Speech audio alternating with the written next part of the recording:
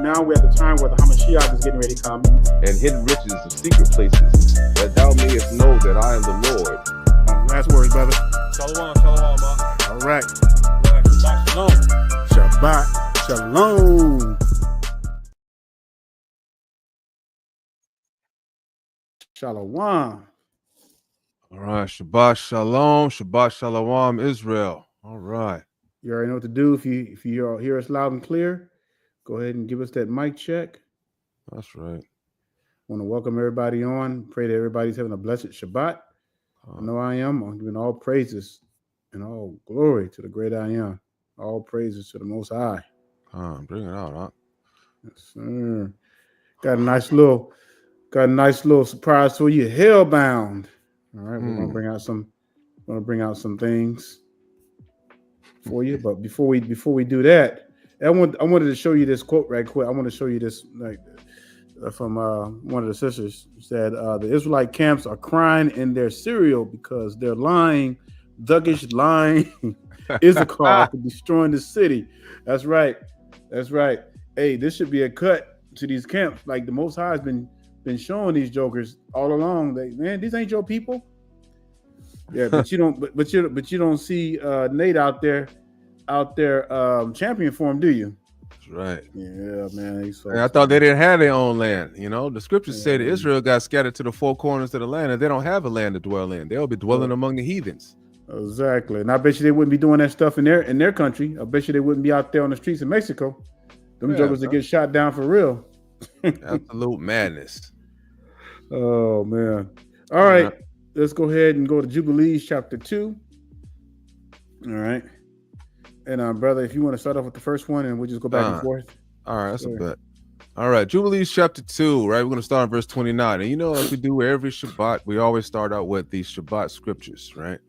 And it says, declare, say to the children of Israel, the law of this day, both that they should keep Sabbath thereon, and they should not forsake it in error in their hearts, and that it is not lawful to do any work thereon which is unseemly, to do thereon their own pleasure, and that they should not prepare anything thereon to be eaten or drunk, and that is not lawful to draw water or to bring in or to take out thereon through their gates any burden, right? So you got to chill and relax on the Shabbat, right? Which they had not prepared for themselves on the 6th day in their dwelling. And they shall not. Oh, Salaka, go ahead. Yeah, and before we go to 30, I just want to say when it talks about doing our own pleasure, and then if you read Isaiah 58, it goes on to say not thinking our own thoughts and doing our own ways. That's... man, the Shabbat is one of those days where this is the way I've seen it, and I've been keeping the Shabbat for over 30 years. All right, and the longer you keep it, it's like the more the Most High gives you in its glory. And when you get to the point where you can sit and chill and meditate, that's what it's all about. It's all about putting aside everything and just focusing on the Most High. That's what it's all about. It's not about just you. If you're one of the ones that's saying that you're bored on the Shabbat, then you need to probably check your faith or something, because something's wrong, and you're not able to focus on the Most High. So I just wanted to bring that out because it's the importance of the Shabbat and what it's really for. It is to draw power and energy, put aside everything, enjoy that power and energy from the Most High. Verse 30, and they shall not bring in nor take out from the house to house on that day, for that day is more holy and blessed than any Jubilee day of the Jubilee. On this we keep Shabbat in the heavens, before it was made known to any flesh to keep Shabbat thereon on the earth. Now, that tells you this Shabbat was more sacred than anything that we can ever imagine. I mean, this was being kept, man, way before we came on the scene. That's right. That's why, that's why it says from one new moon to the other, and from one Shabbat to the other, man, all flesh, talking about all the 12 tribes shall come before the Most High and worship him. And it says, and the creator of all things blessed it, but he did not sanctify all peoples and nations to keep Shabbat thereon. Just like Brother Daniel said, right? This is only for us. But Israel alone, right? Them alone he permitted to eat and drink and to keep Sabbath there on the earth. That's right. Man, that is bad. I mean, that's awesome, man. And it says, and the creator of all things blessed this day, which he had created for blessings and holiness and glory above all days. Hmm. This law and testimony was given to the children of Israel as a law forever unto their generations. All praises to the Most High. Kind. Yeah. All right, Yasharel. So, many of you on already. So you should all be acclimated already, sitting somewhere where you can get some of the scriptures. So go ahead and make sure you got something to write with. And if anybody be willing to put the scriptures as we go along in the text box and everything. And then we're going to get started. All right, brother, let's take it away. All right. We're gonna start in number 16 today. We're pretty much gonna read the whole chapter, right? Because a lot of people, they're gonna get a lot of folks, they get things misconstrued, right? They think that the Most High is accepting of all things, right? When the Most High, he has an order, right? And back in these days, we're gonna just show you how strict that the Most High is, right? He doesn't like complainers, right? He doesn't like people that go against his will, and you make up things in your own mind and you think that you're going to get away with it, like the angels, right? They had 200 angels. Me and Brother Daniel was talking about this all week practically, because we just couldn't believe that you would have a spiritual body, a perfect body, right? And then you would just make a pact with 200 other angels, and you think that the Most High would some kind of way feel sorry for you just to go down and make you some children with some with women on the earth. It doesn't make sense, right? It just for the life of us, we still can't figure out why, or how in the world do you even come to that decision being in a spiritual body, right? It's just madness to me. But nonetheless, we're just going to show you that the Most High, he has a he's a particular way of things. And then if you don't do it the way the Most High says, then you're hellbound, right? You're going to the pit. We're going to start in Numbers chapter 16, right? Now, Korah, the son of Ezhar, the son of Kohath, the son of Levi, and Dathan, and Abiram, the sons of Elab, and On, the sons of Peleth, sons of Reuben, took men. And they rose up before Moses, and certain of the children of Israel, 250 princes of the assembly, famous in the congregation, men of renown. And they gathered themselves together against Moses and against Aaron, and said unto them, Ye take too much upon you, seeing all the congregation are holy, every one of them, and the Lord is among them. Wherefore then ye lift up yourselves above the congregation of the Lord. All right. Now, you have to remember, the Most High, he gave Moses specifically, right? He told Moses and Aaron what was going on and how to rule the children of Israel. Never did you see in the scriptures that all of a sudden the Most High came down and he started talking to the other Israelites, right? Because he didn't do that, right? He only had a few trusted men at this particular time that the Most High had wanted to handle his word, right?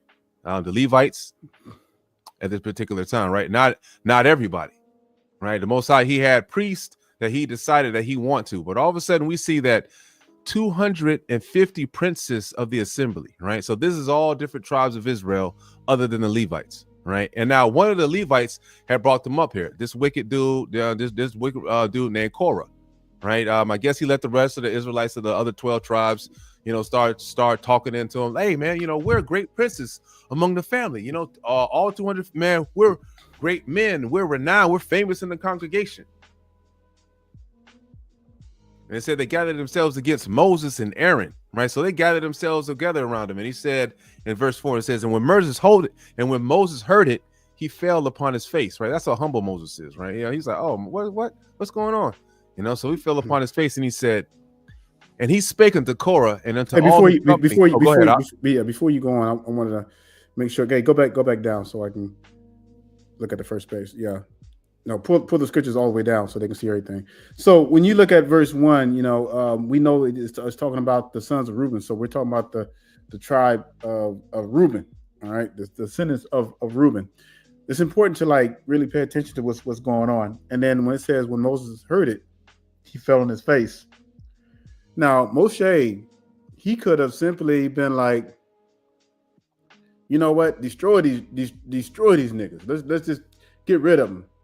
But you know, this is why the Most High chose Moshe, because he was the meekest of all men on the earth.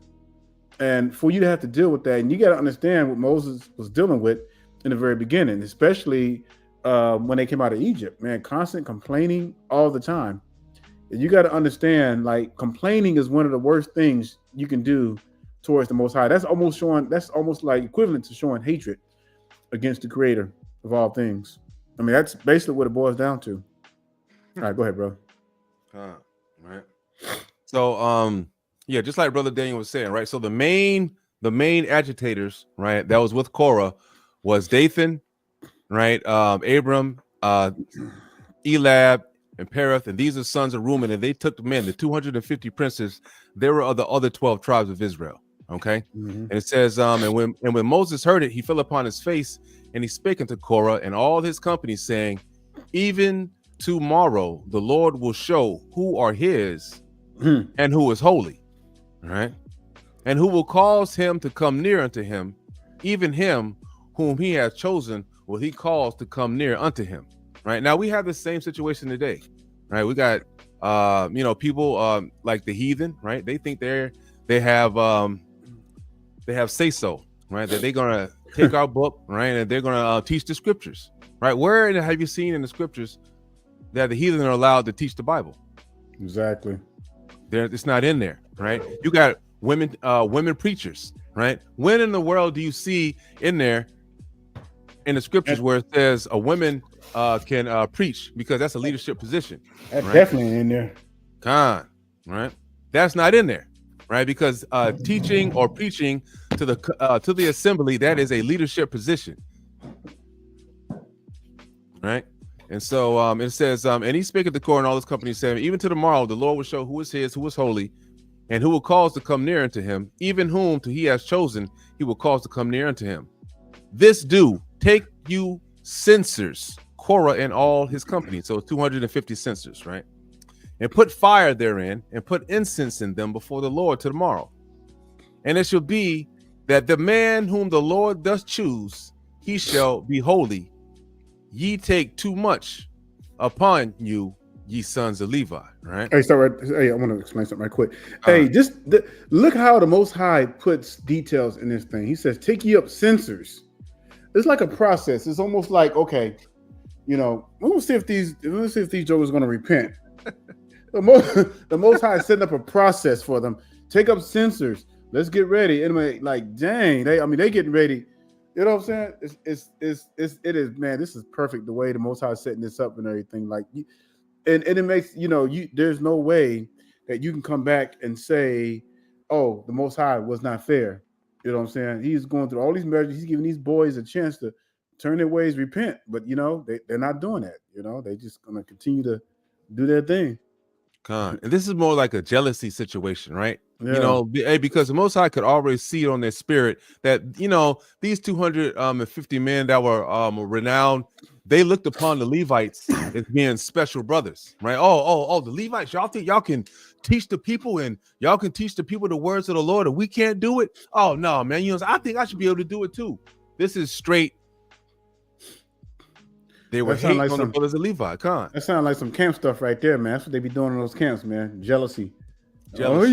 Why he get ranked like that? Nah, I should be an officer. I should be an officer of 10. Yeah, it's the same situation that we have here. People, they just can't respect that the Lord is not a equal opportunity employer. That's not how the Lord works. That's right. The Lord is not about fairness to you is not the same thing as fairness to the Lord. Right? The Lord, he has structure, right? He has structure. He has things that he has set aside, things that he has done, positions that you must play. And if you don't play your position, that is like you're spitting in the Most High's face, like you know better than the Lord. And because of that, you will get destroyed, because that's rebellion. And rebellion is akin to witchcraft. Right? And it says, verse 7, and it says, and put fire therein, and put incense in them before the Lord tomorrow. And it shall be that the man whom the Lord doth choose, he shall be holy. Ye take too much upon you, ye sons of Levi. And Moses said unto Korah, hear, I pray ye sons of Levi, seemeth it but a small thing unto you, that the God of Israel has separated you from the congregation of Israel, to bring you near unto himself, to do the service of the tabernacle of the Lord, and to stand before the congregation to minister unto them? And he hath brought thee near to him, and all thy brethren, the sons of Levi, with thee, to seek ye the priesthood also. So Moses here, he is saying, hey, do you think it's a small thing that the Lord had only put in charge the sons of Levi for the priests, for the sacrifices, and all of these things, right? Hey, that is a huge thing that the Lord has done, right? And they're trying to make light of it, like, oh man, I can do it too, right? Oh, I need to have that, super important part that the Lord has done, and they don't understand the gravity of the responsibility that the Most High had placed on these brothers of Levi. All right, go ahead. Let me roll this up. Okay, no, but don't. Before you roll it up, go back for a minute. I want to bring out something. All right. So I want you to look at. I want you to look at verse 7, and this is how you know that it's a jealousy thing. It says, "He shall be holy." He says, "Ye take too much upon you, ye sons of Levi." Now, first of all, who did the Most High appoint the priesthood to? The Levites, right? So why would these sons of Reuben be upset? Why would they want to challenge the Most High when he's already given the Levites authority? That they should. This is the thing of pride. Like, what is the opposite of humbleness? It is extreme pride. All right. Now these boys were showing their true colors because, something sparked in them. Like, hey, I want to do it like Brother Eitan was bringing out earlier. But the Most High had already pointed this, and they should have just been happy with that. Let the Levites lead like they're supposed to. Everybody has their part. Don't worry. Reuben, they had their part, but the Levites had their part. Why you want to come in and be like, oh, you take too much upon yourself? Well, when you say that, then you're going against the Most High. Like, why would they? What would spark them to say that you take too much upon you, ye sons of Levi? That right there seemed like that was Satan coming in them and messing up their spirit right then and there. Facts. All right, you can go up to you take over right here. That's on you. Yep. I'll read the next 10. We'll go from there. All right, it says, "For which cause both you and all thy company are gathered together against the Lord. And what is Aaron, that ye murmur against him?" And hear it again. The Most High is setting it up where these boys are going to have to realize what they're doing. All right. Hey, and Moses, go ahead. What's so humble and meekness about Moses? Like, he didn't really apply it to himself.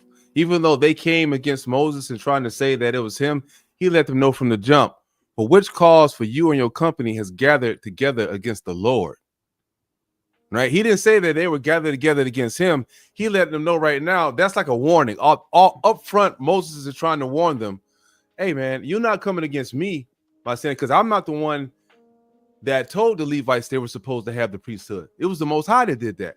So y'all not coming against me. Y'all coming against the Lord. Go ahead, Salaki. "And Moses sent to call Dathan and Abiram, the sons of Elab, which said, We will not come up." All right. Hey, again, that pride building up. Is it a small thing that thou hast brought us up out of the land that floweth with milk and honey, to kill us in the wilderness, except thou make thyself altogether a prince over us? See, and this is why they're blinded now. They're blinded by stupidity. They're blinded by hatred, and they're blinded by pride. And they were there to witness all the miracles. They saw the 10 plagues. They saw how the Most High split the sea. They walked on dry land. Like, how in the world are you going to get to a point where now you're saying, oh, you're taking too much on yourself? Oh, you brought us out to the wilderness to kill us. They blaming Moshe for this. After everything that the Most High has shown them, rained down manna from the sky, fed them, gave them quail, everything. Facts. They didn't have to go out and hunt, nothing. The Most High brought food to them. And these niggas still complaining. Look at that. Yeah. Look at that. Hey, look how they say it's a small thing that you brought us out of the land that floweth with milk and honey. They're trying to say that Egypt was the land that flowed with milk and honey. I know. I was about to bring that out. Yeah. That's crazy. I know that, and that's what they said, because you know why? Because in previous chapters it said that we had our leeks, we had our garlics, we had all this stuff, but and they about to mess around and find out. Verse 14, it says, "Moreover, thou hast not brought us into a land that floweth with milk and honey, or given us inheritance of fields and vineyards. Wilt thou put out the eyes of these men? We will not come up." All right. And I can only imagine what's going through Moses' head right now.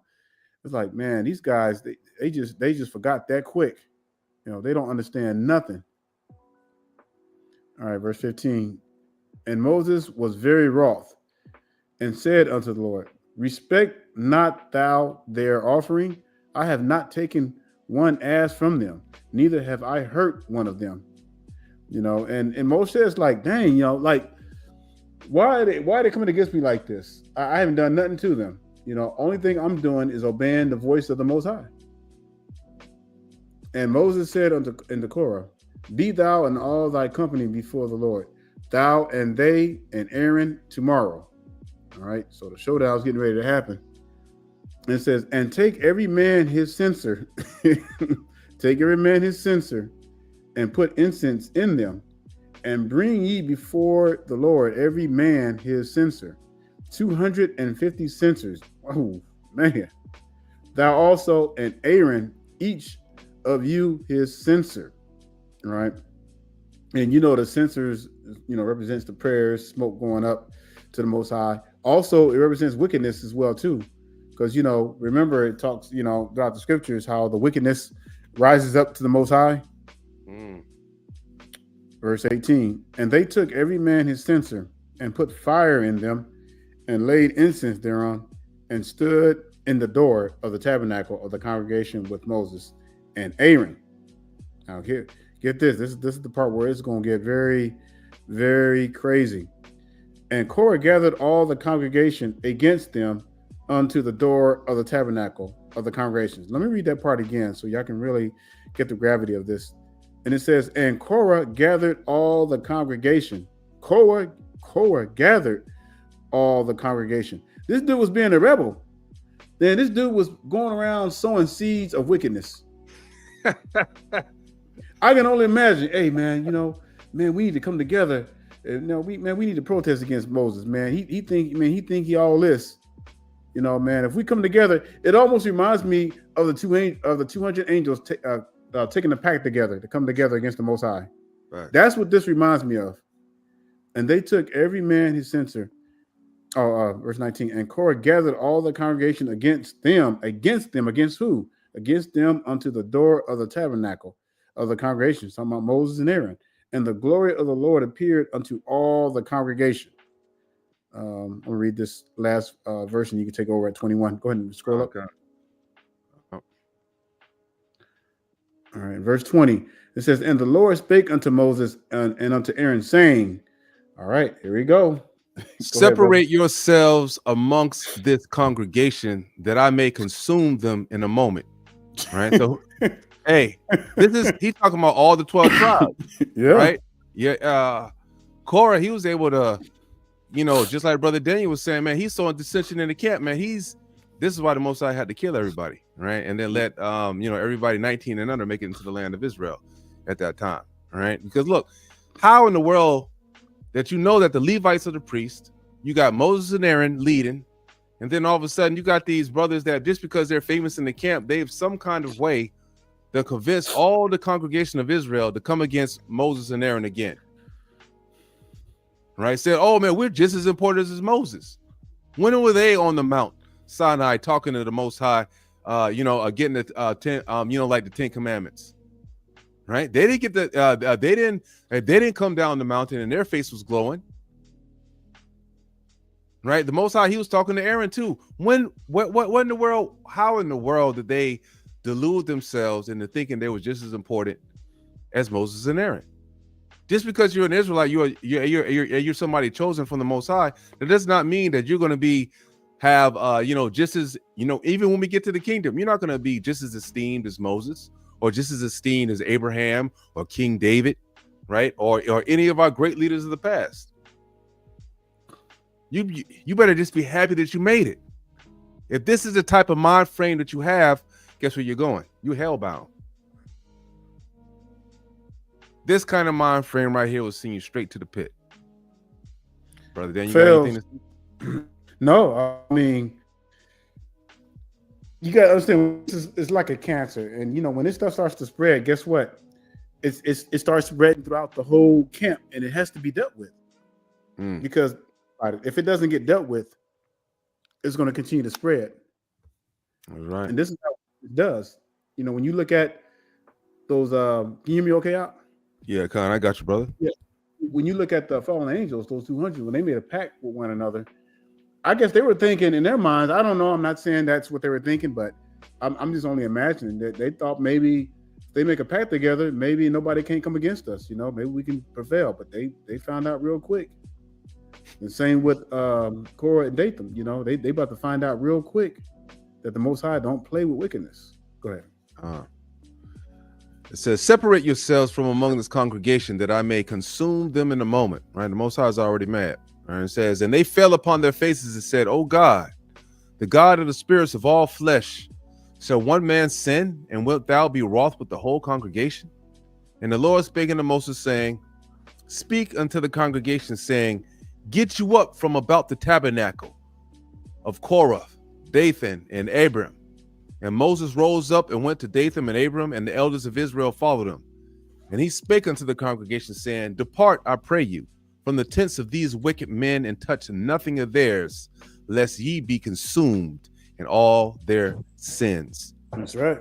Right? So a sin is the buck up against the Most High, as we already know, right? And it's like it's not an actual, like you can't say that it's nothing overtly wicked other than they're being rebellious. God already said what he said. Aaron, Moses, and the Levites, those are the ones that I want teaching. Who are you to come up and tell me that do you know how prideful that is? They want to come up there and tell the Most High that, I want to be included too in preaching your word, even though you've already appointed these Levites to do the word. That's insane to me. That's insane. That's crazy. Verse 27. So they got up from the tabernacle of Korah, Dathan, and Abiram on every side, and Dathan and Abiram came out and stood in the door of their tents, and their wives and their sons and their little children. Right? I tell you, the Most High don't play now. And Moses said, hereby ye shall know that the Lord has sent me to do all these works, for I have not done them of my own mind. And if these men die the common death of all men, or if they be visited after the visitation of all men, then the Lord hath not sent me. Right?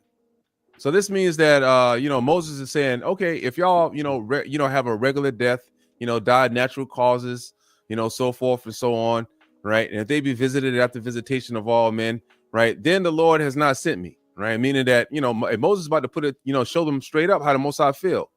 Verse 30. Hey, brother, you're going to take over verse 31. Right? Verse 30. And it says, but if the Lord make a new thing, right? Something like, we ain't never seen before, right? Something that you've never heard of. And the earth opened her mouth and swallowed them up with all that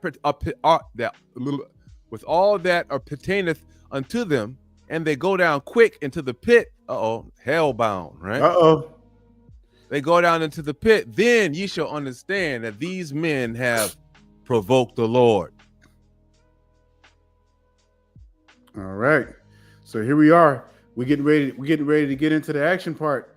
Verse 31. And it came to pass, as he had made an end of speaking all these words, that the ground clave asunder, and that it was and that was under them. Y'all know what it means when the ground clave? You know how it just like folds up under you? Man, these boys, they getting ready. They're getting ready to witness something that they were not expecting. Verse 32. And the earth opened her mouth. Will y'all hear that? And the earth opened her mouth and swallowed them up. Man, that's a terrible feeling to get buried alive. Like alive. And then So I'm sorry about that. That Oh, yo. that is crazy. Like no, I mean the earth opened her mouth and swallowed them up, man. They like probably I can imagine, man, they hitting every ragged rock on the side of the pit where they fall into and everything. And it says, and their houses and all the men that are pertained unto Korah and all their goods. So in other words, all these wicked brothers that went and gathered on their whole host along with them got destroyed. Hey, you Verse know what 3. also too, Hawk? Mhm. That's kind of scary. Who was with them at the tents looking out? It said what right here? Their sons and their little children Oh, and don't their worry. I'm gonna get wives. to that. Yep. Oh yeah. You know what I'm saying? So Don't all of worry. them went in I'm the gonna get pit. to that. I'm about to bring that out. Yeah. And go back because I think where I leave off at. You were at 33. Okay. Yeah. I mean the children, women, the whole family members. It says, and they and all that pertained to them went down alive into the pit, alive. And the earth closed upon them, and they perished from among the congregation. See, you got to understand, like, people might say, well, that's mean to kill the women and the children. That's mean. But look at it before the flood. Can you imagine they had families, they had little kids. No, boy, you ain't getting your butt on that ark. Man, them jokers are fanatics. They crazy. Wives and the children. The children, the wives of the husbands had to die along with the wicked, and that right there tells you that the decisions belong to the men. The men are the decision makers. That right there is a cut. Because the Most High will punish the whole family for the sake of the man's decision. Doesn't matter what the woman says. That man decides to be wicked, that whole family going down. He cut the whole bloodline off, Hawk. That's what I'm saying. Cut it off. And then it says straight down to the pit. So imagine if they say right now, right? Like how deep can they dig into the earth right now, Hawk?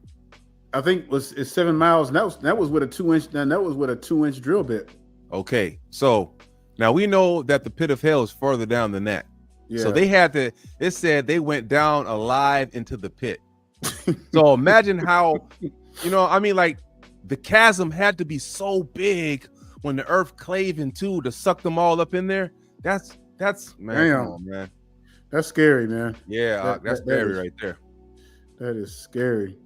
And all of Israel that were round about them fled at the cry of them. So when they saw these jokers falling in, man, it snapped. Something snapped. They're like, oh, dang, man, we better get our act together. They fled. They ran. They got scared. And it was like that spirit of Satan. All of a sudden, they snapped out of it and realized, damn, we ain't gonna be wicked like they were. And it says, and all Israel that were round about them fled at the cry of them, for they said, lest the earth swallow us up also. Boy. Hey, look, man, they weren't trying to. I guarantee you, man, they straightened up quick.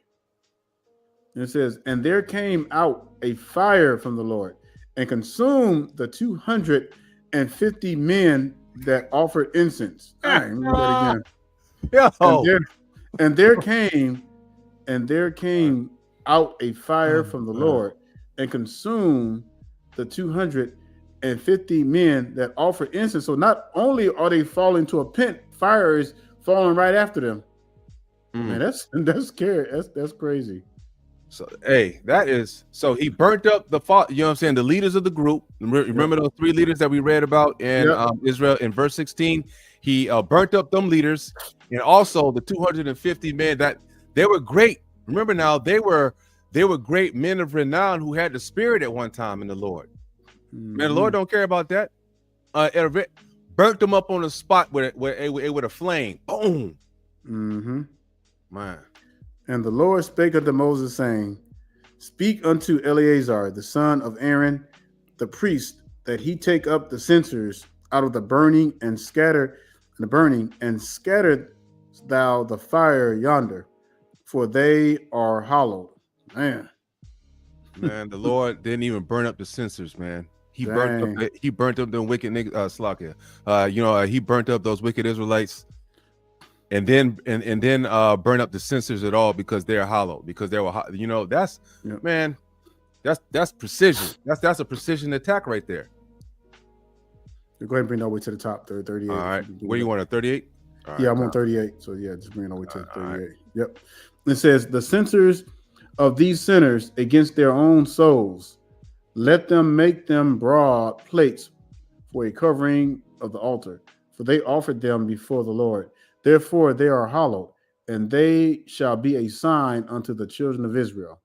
And Eleazar the priest took the brazen censers, wherewith they that were burned had offered, and they were made broad plates for a covering of the altar. All right. Just a reminder to, hey, look, you don't want to make that same mistake that these jokers made. Verse 40. To be a memorial unto the children of Israel, that no stranger, which is not of the seed of Aaron, come near to offer incense before the Lord. So he's confirming, look, this belongs to the Levites. Stop trying to be wicked. Stop trying to rebel against the Almighty. He says that he be not as Korah, and as his company, as the Lord said to him by the hand of Moses. Man, take it from there. Man, hey, that's a good one, brother Azariah. Azariah said, see, that's what's wrong on our people. Sometimes they don't believe it until they see it. Exactly. And then even when they see it, man, sometimes, these niggas, they're still wicked. Because remember now, these are the Israelites. These jokers right here, they were alive during the time of the 10 plagues. Exactly. They crossed the sea, man. They saw the split of the sea. And then they still had the nerve to try the Most High. I mean, like, our people are just unbelievable. They just unbelievable. They have no respect for authority. And we see that right now. Right, our people, we buck authority like I don't know what. Well, what the scripture says, it says we are stiff-necked people. Hey, the Most High was ready to kill him earlier up there. He was already ready. Man, I'm about to burn up the whole congregation. You know what I'm saying? Y'all want to be down with these wicked 250 men and those 3 agitators? Hey, man, we're gonna go ahead and burn up the whole congregation. And lucky for Moses, man. If it wasn't for Moses, man, I'm not. A lot of us, we wouldn't be here today. Exactly. We wouldn't be here today. It would just be the one tribe of Israel, the Levites. That's crazy if you can think about it. Because that's still the Most High still would have kept his promise because the seed of Jacob has still survived. Yeah. Yep. Man.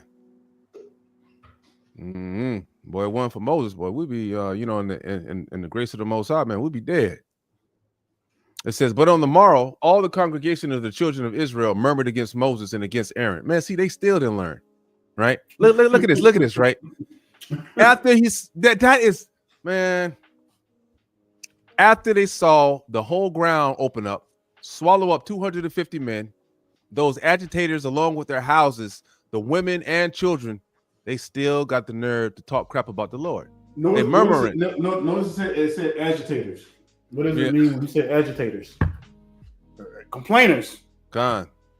Right. It says, but on the morrow, all the congregation of the children of Israel, all the congregation, not some of them, all the congregation of the children of Israel murmured against Moses and against Aaron, saying, ye have killed the people of the Lord. What?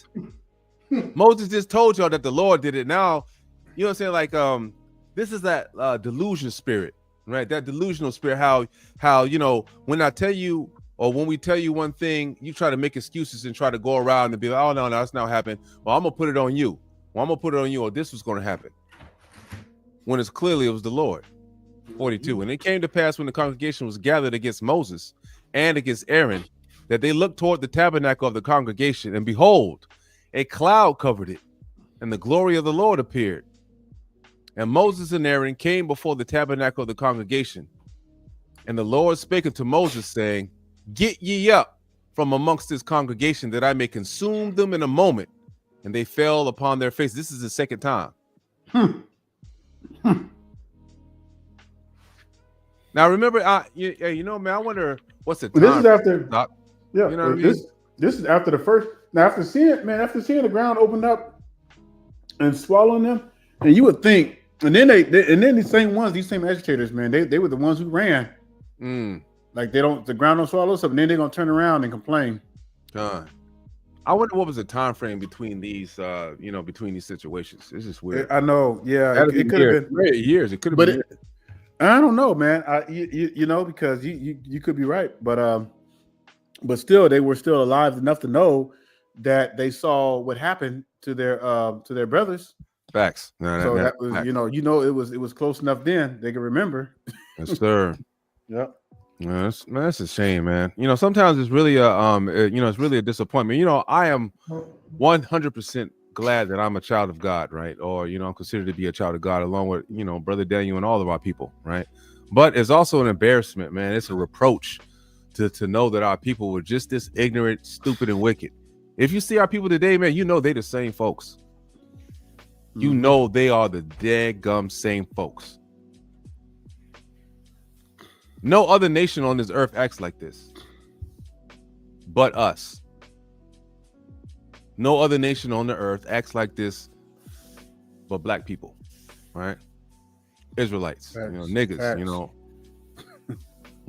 It's crazy, man. You know what I mean? Like, we have a good spectrum where, we have the spectrum that it dies down and you have niggas, and then you have on the other side of the spectrum, you have Israelites. All right, but we have everything in between, right? The smartest all the way down to the dumbest. I don't know. Sometimes it's just a disappointment, man. You'd be like, hey, man, so our people have so much ability to be great, but we would just rather crash out all the time. You don't do nothing with it, man. They just let it go to waste. We forget so easy. Like our people, man, we just. And that's why we have to. That's why the scripture tells us to meditate on His laws day and night, man. We got to always remember day and night. We can never forget. Like every day, I'm always thinking about this stuff. I'm always thinking about, dang, man, why them angels fall like that? And that keeps me from, even thinking about going off. Me and Brother Aton, we talk about this all the time. And this is how we encourage one another so that we don't forget, so we don't go off track. I'm never going off. I don't care what anybody say. Man, you can kill me. I'm not going off. I don't care. And I'm one of them brothers. I hate complainers. Facts. Like with the being, when I was in Iraq, if I heard somebody complaining about anything, man, I'll go off. I'll just go off. I never, even since I was a kid, I never liked people complaining. I hated that stuff. Yeah. I'm not gonna show the video or anything like that, but me and Brother Daniel was talking about this video that we saw. We saw this preacher, right? This you clown. saw the video. Yeah. Because Brother Daniel was about to crash out. Yeah, right. So there's this video of this like this is an example on how easily our people are led astray. There was this video of this wicked ass preacher, right? He got up there and then he said that Hamashiach, the Most High's son Yahushua, that he had spent, I think, I'm just paraphrasing here, but he said that Hamashiach had spent 75% of his life not doing the will of God, and he only did the will of God on his last little bit of life. That is the absolute. I mean, that thing had me so angry. I mean, that video had me so angry, Israel. And guess who? Hey, in the background, guess who said, amen, amen? The sisters. Easily led astray, right? I can't believe that nobody said anything. Nobody didn't try to rush the pulpit. You know what I mean? And then you know why nobody rushed the pulpit and nobody said anything? Because you got a generation of men that are raised by women. And they're trained not to speak up. They simps. They don't say nothing. They sit there and just let it happen. Back in the days, man, that wouldn't have happened. Why you think he said that? Man, back in the days, he would have got stoned. If he would have said that back in the 50s, in front of a congregation, that joker would have been taken outside somewhere and stoned. Dead. Yep. But because we have a nation of men raised by women, the men has become so weak and so silenced that they're scared to say, they don't say anything. They're like women. Facts. They just stay quiet. And it's the women that are the ones that are speaking out, which is sad. Matter of fact, man, we're gonna talk about that too in a little bit, man, because they're hellbound too, right? Baby mamas and all this other stuff that don't want to get right, and they out there. Cookies and Ray Rays. They gotta go. And it says, and Moses and Aaron came before the congregation of the Lord, and the Lord spake unto Moses, saying, Get ye up from among this congregation, that I may consume them in a moment. And they fell upon their faces. And Moses said unto Aaron, Take a censer, and put fire thereon from off the altar, and put on incense, and go quickly into the congregation, and make an atonement for them. For there was wrath gone up from the Lord. The plague has begun. Just that quick, right? Remember now, he's in the tabernacle. And Aaron took as Moses had commanded and ran into the midst of the congregation. And behold, the plague has begun among the people. And he put on incense and made an atonement for the people. And he stood between the dead and the living. And the plague was stayed. Now they had died in the plague were 14,700 besides them that died about the matter of Korah. Right. So 250. Right, died in the manner of Korah, right? Plus the agitators that started it up, right? And now the Lord had killed 14,700. Those were the ones that was complaining. So I'm like, hey, y'all think it's a game, right? If you talk crap about the Lord, He is going to see you, right? There is plenty of scriptures that we can read about in Ezekiel and things I want to look at this right quick. So look at the numbers on this. Look how many was killed in the first in the first wave. The second wave, it says now they that died. Did you read that part already? Yeah. Hold it for a second, right? Yeah. I was going somewhere with that. Oh, okay. The reason why these folks you've got to die is because if you read even in Ezekiel, it tells you that the reason why the Most High is going to save us, and the reason why He brought us out of Israel and brought us brought us out of Egypt and brought us into the land and not killed everybody, is because it's on His name. Like I said, I'm the Lord and I'm gonna do this, and so I'm gonna do it. If you complain about the Lord or you do anything like that, right? Hey, the Lord's not gonna play; He's gonna kill you. Go ahead, Salakia. No, man, but I'm just saying, like, did you read verse 49 already? Yeah. Man, look at where it says now. It says now they that died in the plague were 14,000. How many died in the first wave? And 700. How many was it that died in the first wave? 250. 250. Bruh. Now it says now they that died in the plague were 14,700. There's more. You would think there would have been less, but there was more. Like, let's see, we can do the math, man. Almost like 10 times more. Dang, man, that's crazy. Hey, look how quick it was too. Yeah. Moses told Aaron to hurry up, go to the midst of the congregation and light the censer, right, and make an atonement for the people.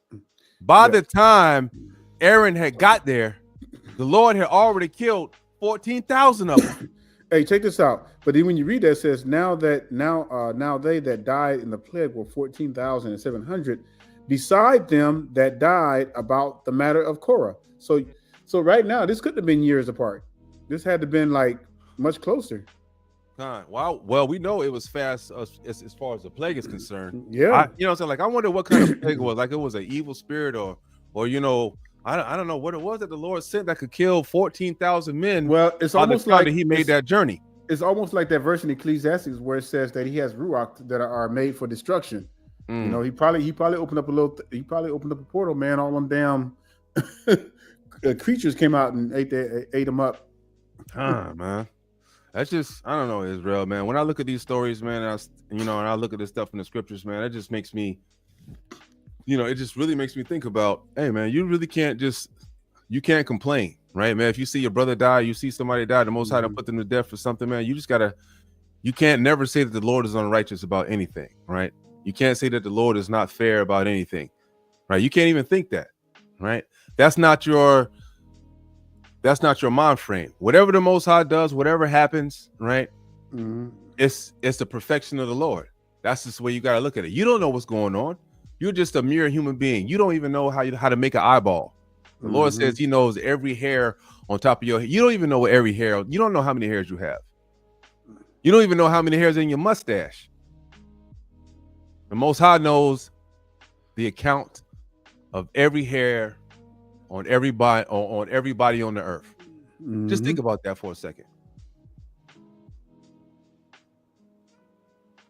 That's just a small smidgen of the knowledge that the Most High has. Man, some of us can't even count that high. You know, you can't even count that high. Hellbound. All right. You know what? I got let me pull up something. You got anything out before I pull up something? Yeah, I'm trying to find that verse, man. Where it's in Ecclesiastes. It says that there are root that are created for like the Most High's destruction. I'm trying to find that one. I thought it was in 7. I thought I had it marked. I want to pull that. You remember what that one is? It's Ecclesiastes. Because I want the people to see that one. That's an important one. Let me see. Let me see if I remember. My precepts.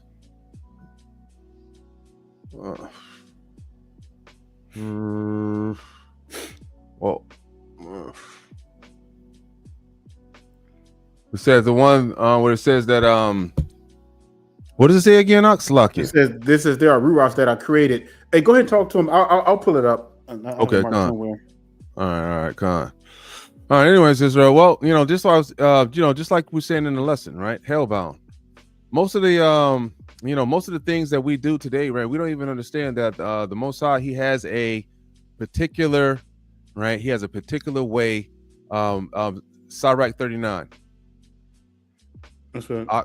Yeah, Sirach 39:28, I believe. Yeah. Bring that up. Bring that up right quick. All right, Con. Let me. Yeah, because I want people to see that one. That's important to see. That's probably what came out and killed them. Played that came out and killed them boys. Go ahead up. All right. Is that the one? I think so.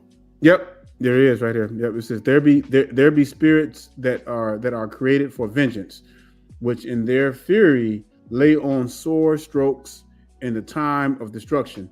They pour out their force and appease the wrath of him that made them. Fire and hell and famine and death. Remember that fire that came down on them? That's right. All these were created for vengeance. Teeth of wild beasts and scorpions, serpents, and the sword punishing the wicked to destruction. They shall rejoice in its commandment, and they shall be ready upon the earth when need is, and when their time is come, they shall not transgress his word. So, man, this could be a special, I don't know, man, special place where the Most High preserves that stuff and he unleashes that stuff when people are wicked. That's crazy. Hey, read 32 and 33 too. Yep. And it says, therefore, from the beginning I was resolved and thought upon these things and have left them in writing. All these works of the Lord are good, and he will give every needful thing in due season. Yep. That means, hey, man, when the Lord kills you, it's a good thing. Yep. Right? Because he's trying to get rid of the wicked off the land. Like, but the Most High does not want you to magnify sin. He wants you to magnify righteousness. That's right. Like, we've seen plenty of brothers that are in the truth that have fell off, right? Start talking about their, start elevating themselves, start magnifying themselves as if they was the Lord. We've seen the Most High don't put him to death. Well, I give you some examples. That dude that called himself Tazidaki, he was calling himself the God sent comforter. Most High killed him. Dead. Yep. And who was that dude? Who's that dude? I forgot that dude. He was wicked, man. The dude they call Rap the News, man. He was blaspheming, man. He was blaspheming Yahushua, and all that stuff, man. And next thing you know, man, he gone. Most I don't play, crazy, man. Especially if our people, it says the judgment will first start at the house of Israel. Yep.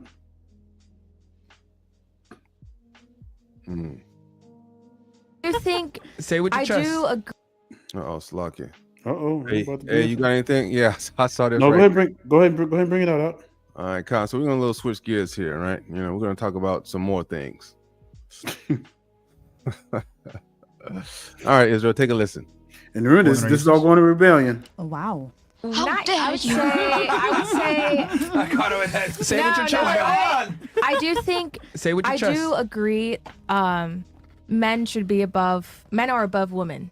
Okay. I don't think. How dare you?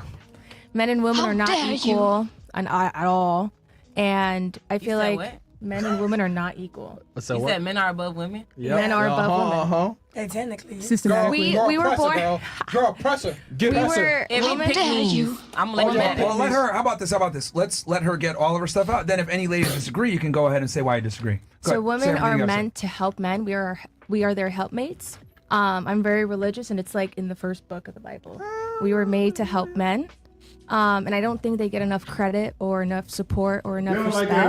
I think a lot of females, they use their femininity as a weapon, and they think like, oh, because I'm a woman, so I deserve all of this, and I'm like, no, not at all.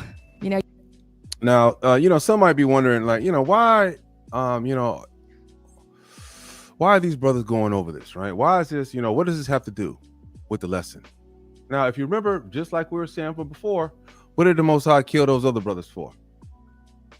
Right? Not playing their part, right? Thinking that they're more important than they are, thinking that they're supposed to do something that they're not supposed to do, right? So this ties into the exact same thing. Now, we see a sister right here, even though she got her arms out or whatnot, but this sister right here, she is, her mind frame is right.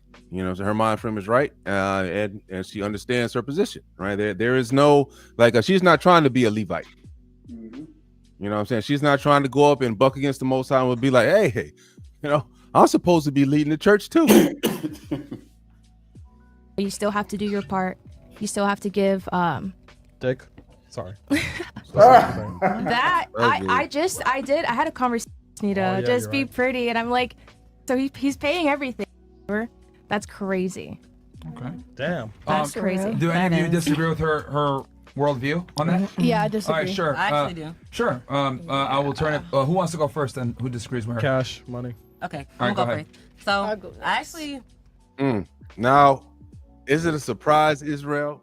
Which one we see and disagree? The one with the bones in the nose, in the premium blonde wig that costs $500, right, or whatever it is. The golden retriever hair. This is absolute madness, right? This is the golden situation we're talking about. The golden retriever hair. Right. So we got the sister right here. She has a possible, she has a mind frame of being, of being redeemed. And this sister on the left, we'll see what she says, right? Let's see if she has the mind frame of hellbound, or let's see if she has a mind frame of being redeemed. Not only that, she has her natural hair. All praises to the Most High. disagree with the fact that women are useless. That women are. I don't like the fact that. She didn't say that. No, No, I didn't say- she didn't say that. Okay, She well, didn't say that. Men I are don't like the fact that men are not above women. If we're gonna say that men and women are equal, we can say that, but men are definitely not above women. Men and women are required in pairs for a balance. Okay, so there's femininity and masculinity that is required in an equal balance. We can't be equal to men. There's no way. It's not. It's not possible. It's And not. We're told, and also another thing, not men are equal. meant to lead. Thank you. Thanks. They lead. But most of the time, we don't get that because we're the women. We're We be leading. trying to be We more trying to lead. muscling. Oh, We wait, can't overstep Muscle men. matter. Okay, Men, whatever you mean, Muscling? they be trying to be more manly than men. Masculine. Women these days try to be more manly But than I don't men. even think No. it's I don't true. think they More try. manly. Like, Well, Yeah, we don't hold on, want hold to. on. Okay, so can I say this? Guys, Okay. hold on. Yeah. Let's let Monty finish what she was saying, and then we can you guys can go ahead and give your responses. Okay, so I'm going to go speak ahead. on a So you couple of disagree things with the that men are above women? Yes, I'm part. going to speak What on a else? couple of things that she addressed. Okay. Sure, go ahead. So I do agree that men and women are set to be together, of course, right? We're gonna say platonic, right?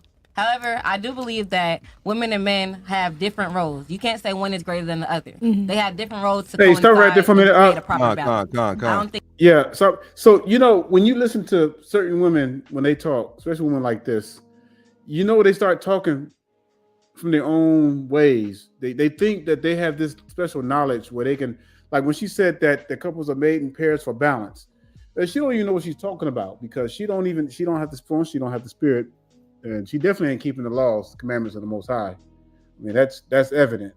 All right.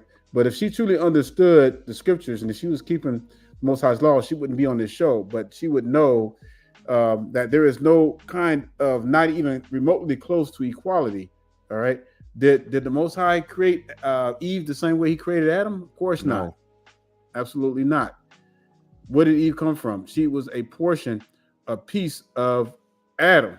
All right. She is the lesser vessel. So how can you be equal? Well, who was dominion given to? The dominion was given to the men. All right. See, and this is what not only women, but the whole world has forgotten. And this is why, things are going to get crazy. And this whole system is going to collapse on itself. And these women are going to be left, these particular women are going to be left standing there, with their hair between their legs, blonde and all. All right, go ahead out. One other thing I wanted to add to what Brother Daniel was saying, right? The women on the earth, they have the easiest that they can, right? They can have the easiest existence there is, right? You don't really have to do anything. The Most High made Eve to be a helpmate. All right. Hold up, wait. Let me see. All right. Let me take this up real quick. Right. So it says right here, thou madest Adam, right? Tobit chapter 8, right? I don't know if you guys know the scripture or not. Well, it's Tobit chapter 8, verse 6. It says, thou madest Adam and gavest him Eve, his wife, for a helper and stay. Of them came mankind. Thou hast said, it is not good that man should be alone. Let us make him an aid like unto himself. Right. Now, when you get an aid or a helper, that's just like me in the field, right? When I get a helper, you know what my helper does? Now, I'm not saying that this is any less, but this is still an important job, right? If I'm in the field and I have a helper, the helper does not know my job. I am the expert. I am the pro tech on the job. I don't take advice from the helper. I don't need the helper telling me how to wire up anything because the helper don't know any of that stuff. I'm not telling, the helper's not telling me what the pressures on 410A is or how to read any kind of gauges or equipment that I'm using to work on the system. The helper is there. I say, well, go get me this tool, right? So I don't have to do it. That's making my job easy. Go get my ladder. So I don't have to do it. That's making my job easy. Go get me some water. That's not, so I don't have to do it. What men get so confused is that they think they're supposed to marry a woman that's supposed to make up the slack for something that they don't know. No, sir. Right? A man is supposed to be a general, right? And then if you're a general inside the army or inside your household, right, you're handing down directions and you're giving directions to your helpmate of what things to do. That way it makes it easy on your helpmate not to get confused, right? They can learn the things that you're teaching them to do, and they can carry out the instructions that you're saying. You're not there to have a helpmate because, well, she's better at budgeting, she's better at, budgeting the balance than I am. No, you should be able to do that. There is no situation where somebody's supposed to make up the slack for you as being a man. But for some reason out here, we believe this thing because we've been in the land of the heathen, and we've seen this. Never in the scriptures do you see all of a sudden, let me tell him what to do or let me give him some advice. No, that's not how it works. You didn't ever see Sarah giving Abraham advice.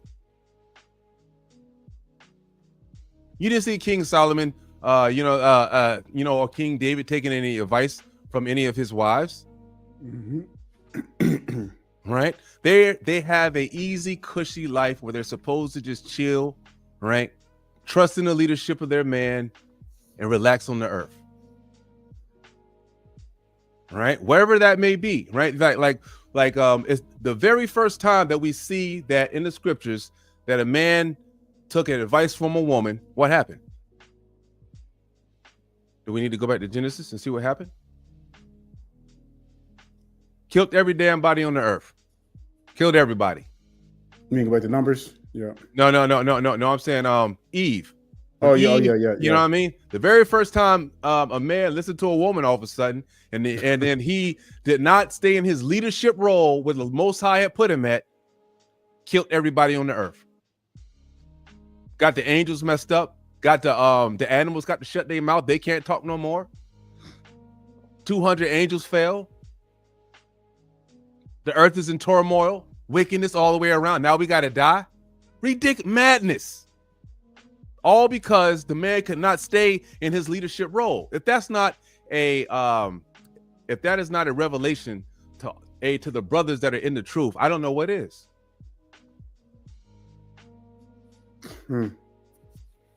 The leadership role is meant for men because that's why the Most High had made us with the X and the Y chromosomes. I should tell you that you're complete. That's right. Right? Women are helpers.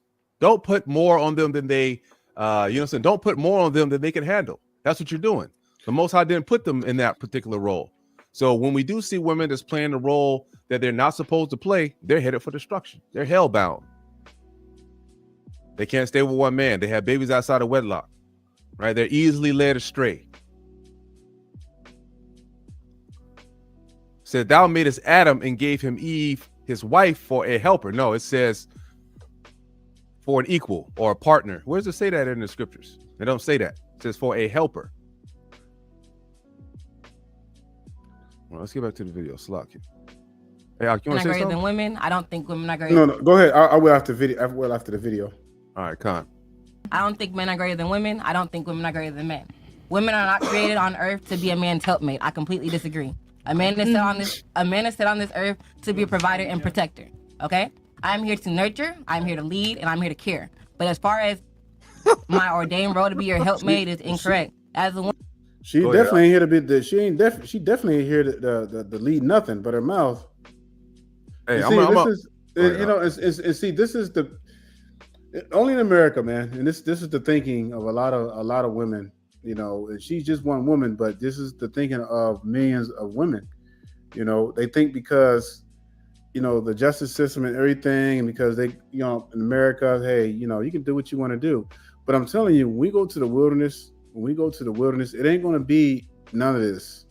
All that's going to get swiped out. And that's why when Isaiah 4:1 comes into play, it ain't gonna be no, hey, you know, we're created equal. I want to lead too. No, you know, everybody's gonna be in their respective places. Men are gonna have their leadership role, and women are going to have their roles where they're supposed to be, and everybody's gonna be happy. Point put. It says, a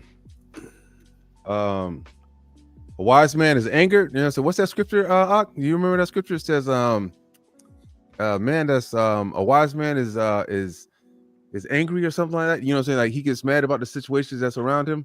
Yeah. It says, oppression makes a wise man mad. That's it, right? And then you'll see that in the situation that we're in, we're being oppressed by what? By the ways of the heathen. We have our sister. Now, I backplated it just a little bit because I want to show it here again, because this is the mind frame of a lot of the sisters. All right, this is the mind frame of a lot of the women. These women are hellbound. They will not be with us in the kingdom. Common sense has not registered in their mind. Care. But as far as I'm here to lead and I'm here to care. But as and protector. Created on earth to be a man's helpmate. I completely disagree. A man is set on this earth to be a provider and protector. Okay? I'm here to nurture, I'm here to lead, and I'm here to care. But as far as my ordained role to be your helpmate is incorrect. As a woman, as a strong black woman, I do have desires, I do have needs, and it's not necessarily as desires as anything. Stop right there. I have goals. Stop right there. Did she just say a strong black woman? Did I hear that right? Yes, sir. She said okay. So she says I'm a strong black woman, right? Yep. Now, if she said I'm a big black woman, I can agree with that. But she says I'm a strong black woman. All right. You know, we're the only ones. Our women are the only ones on the face of the earth that says that. You never hear Asian women saying that I'm a strong single Asian woman. Apparently, this woman don't have no man in life. Probably never even had a daddy to raise her. You know, you could tell. You know, just the way she looks, the way she dressed. Oh, you know. So I mean, I can expect that. You know, and But yeah, she said strong, but you don't, she said I'm a strong black woman. And see, and this is what our first generation's harlot grandmothers told these women. Oh, you don't need no man. And that generation after generation keeps spreading and everything. But you don't hear Asians say that stuff. You don't hear no other race of women say I'm a strong whatever woman, because they understand that marriage is a business. Well, not so much a business, but they understand that marriage is a sacrifice. They understand, in a way, marriage is a business, because they know that they have to do their parts, especially Asian women. Asian women, Asian people probably have the highest marriage rate of all races. Because you know why? They understand their roles. They understand, the woman understands what she needs to do in order to be. And most Asian women don't even work because the man provides for them, they have their stuff in order. But there's nothing wrong with a woman working per se. I'm not saying that. But when you look at and compare our race to them, you'll see, man, we're jacked up. Hellbound, man. People. Yeah. That's just, and I want to show you something right quick. I'm gonna add this in here. Go ahead, bring it out. Scriptures right quick. I thought I shared my screen earlier. Must have dropped it down there. Yeah. All right, let me bring this up right quick. Now, I'll just for those who are, because don't get me wrong, there are still righteous marriages. There are still very far and few between, but there are still sisters out there who do abide by the Proverbs 31 spectrum. All right, so this is Ecclesiasticus 26. I'm just going to read first. I'm going to read 2, 3, and 4. It says, "A virtuous woman rejoices her man, and he shall fulfill the years of his life in peace." Do you think she fits that? This woman that's on this video talking noise, you think she fits this right here? Absolutely not. It says, "A good woman is a good portion which shall be given in the portion of them that fear Yahweh." She can never have a righteous man because she doesn't fear nothing. She's all about herself. It says, "Whether a man be rich or poor, if he have a good heart toward Yahweh, he shall at all times rejoice with a cheerful countenance." All right. So that goes. The Most High has always had his formula. It's for a perfect for the perfect couple, for the woman and for the man. All right. It's not, a lot of these women think it's about happiness. Oh, what's about my happiness? It's not. It never was about you.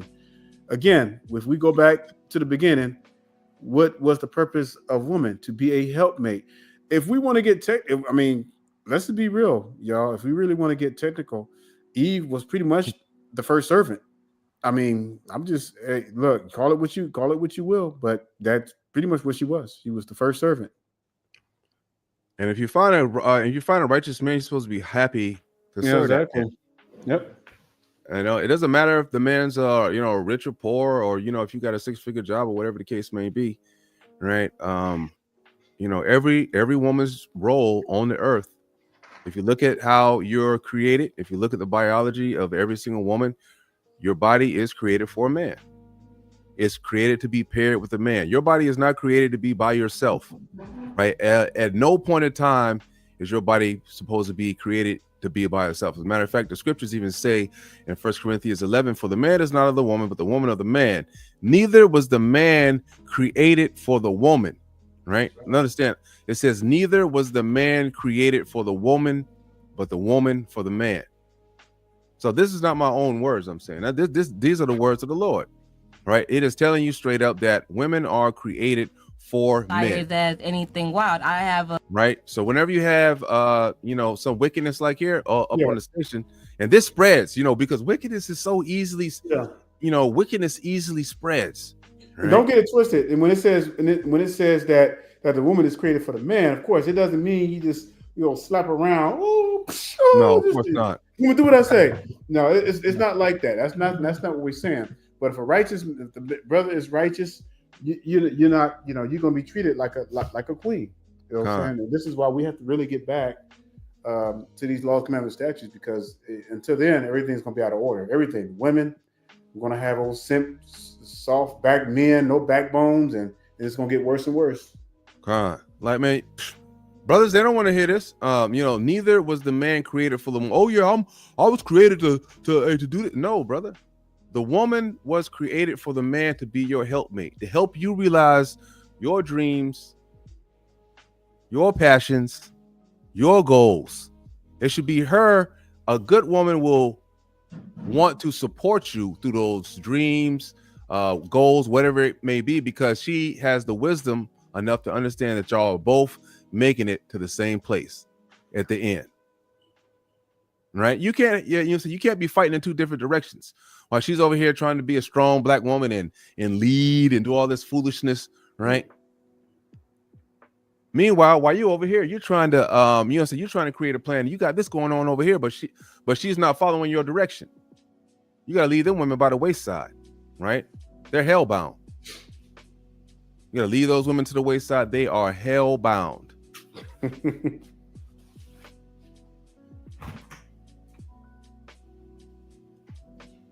Career, I have goals that I want to accomplish. You can still do that. You All can. right, just out of curiosity. Where does the scripture say that women are made to create goals and stuff like that you want to accomplish? Your goal should be to be with a man. Like I'm saying, biologically, right? You are created to be with a man. Everything on a woman is created to fit a man. They don't want that out. I want to be my own. I want to be my own man. They want to be their own man. Yes. I want no man leading them. We got jobs. They got jobs now. Man, they can make money. You know, man. The scriptures say women are supposed to have children when they're young, not when you got a college education and then you get 30 years old. Racked up body count. You on your own. You're you know what I'm saying? You're not under any man, so you're not molded right. You want to do I want to do my own thing. Hellbound. Where does the scriptures talk about single women going to the getting the kingdom? Where do you see that at? Every woman you see that's getting the kingdom, even Miriam in the scriptures, right? Mary in the scriptures, Mary Magdalene. Remember, she was the mother of who? James and John, the sons of thunder, and she had a husband.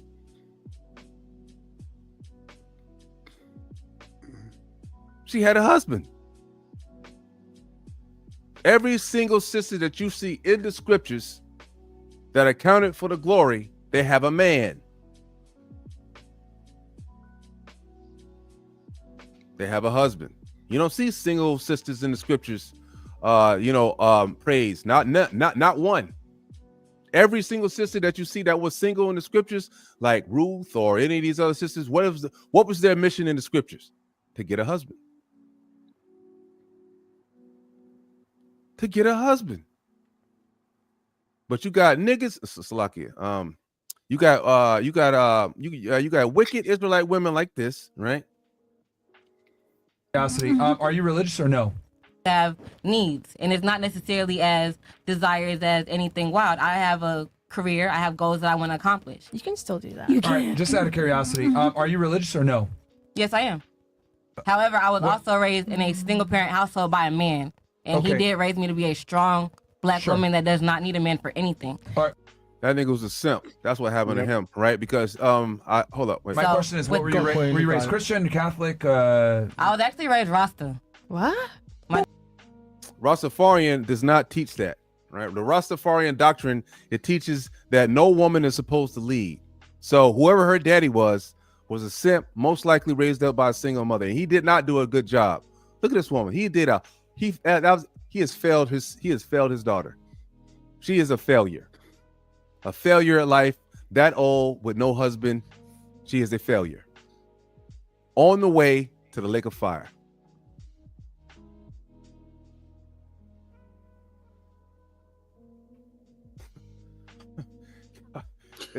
This is, yo, man. I mean, Israel, come on now. I mean, we have so we really have a real issue here. Now, I know a lot of us want to blame. True, right? And I'm saying, women, a lot of women are to blame for a lot of the, for stuff. But at the same time, right, the brothers too.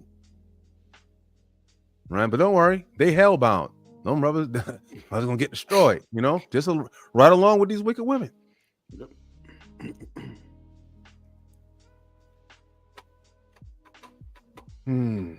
Brother, you have something to say? No, bring it out, man. I'm back. What did you call?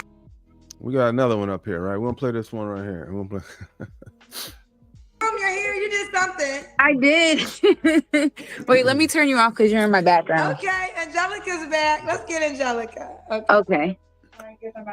Let me pause this. Okay, I'm ready. Ready? Yes. What's your name, honey? My name's Angelica. Angelica, where are you calling me from? I'm calling you from Bristol.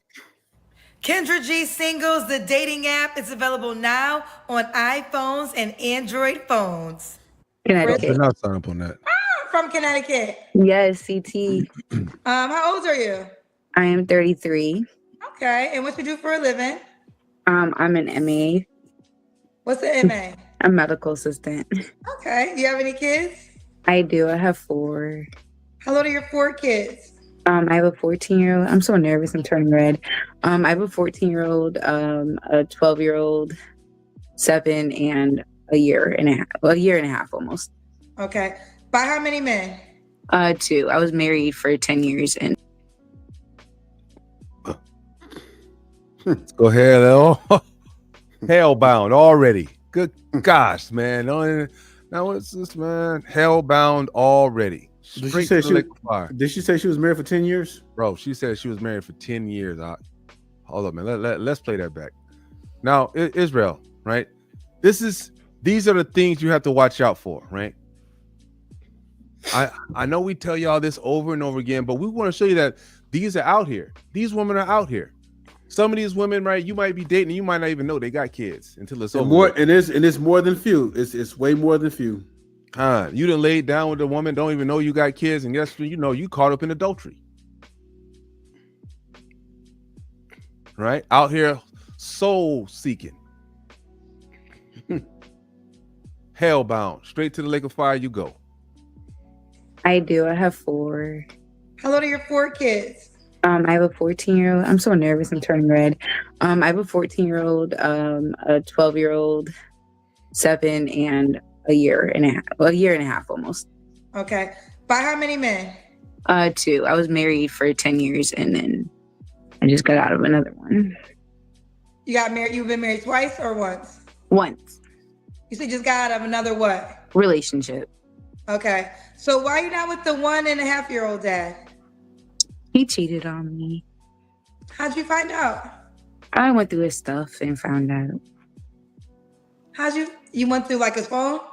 The Apple Watch. Ooh, child, that Apple Watch. Let me tell you something. I know a couple of men that got caught up with the Apple Watch. Now, get in trouble. if you go, here's gonna be the advice for you men. If you gonna cheat, only have a walkie-talkie. At that point. Don't even get you a phone. Don't get you no GPS, because ain't nothing like having your Apple Watch attached to your car, and you get in and it read your text messages out loud. Hey, baby, just thinking about you. Hey, baby, call you. Hey, walkie-talkie. Sorry you went through that. That's one last voices. Okay. I had to fast forward. I was about to crash out. Sorry about that, Israel.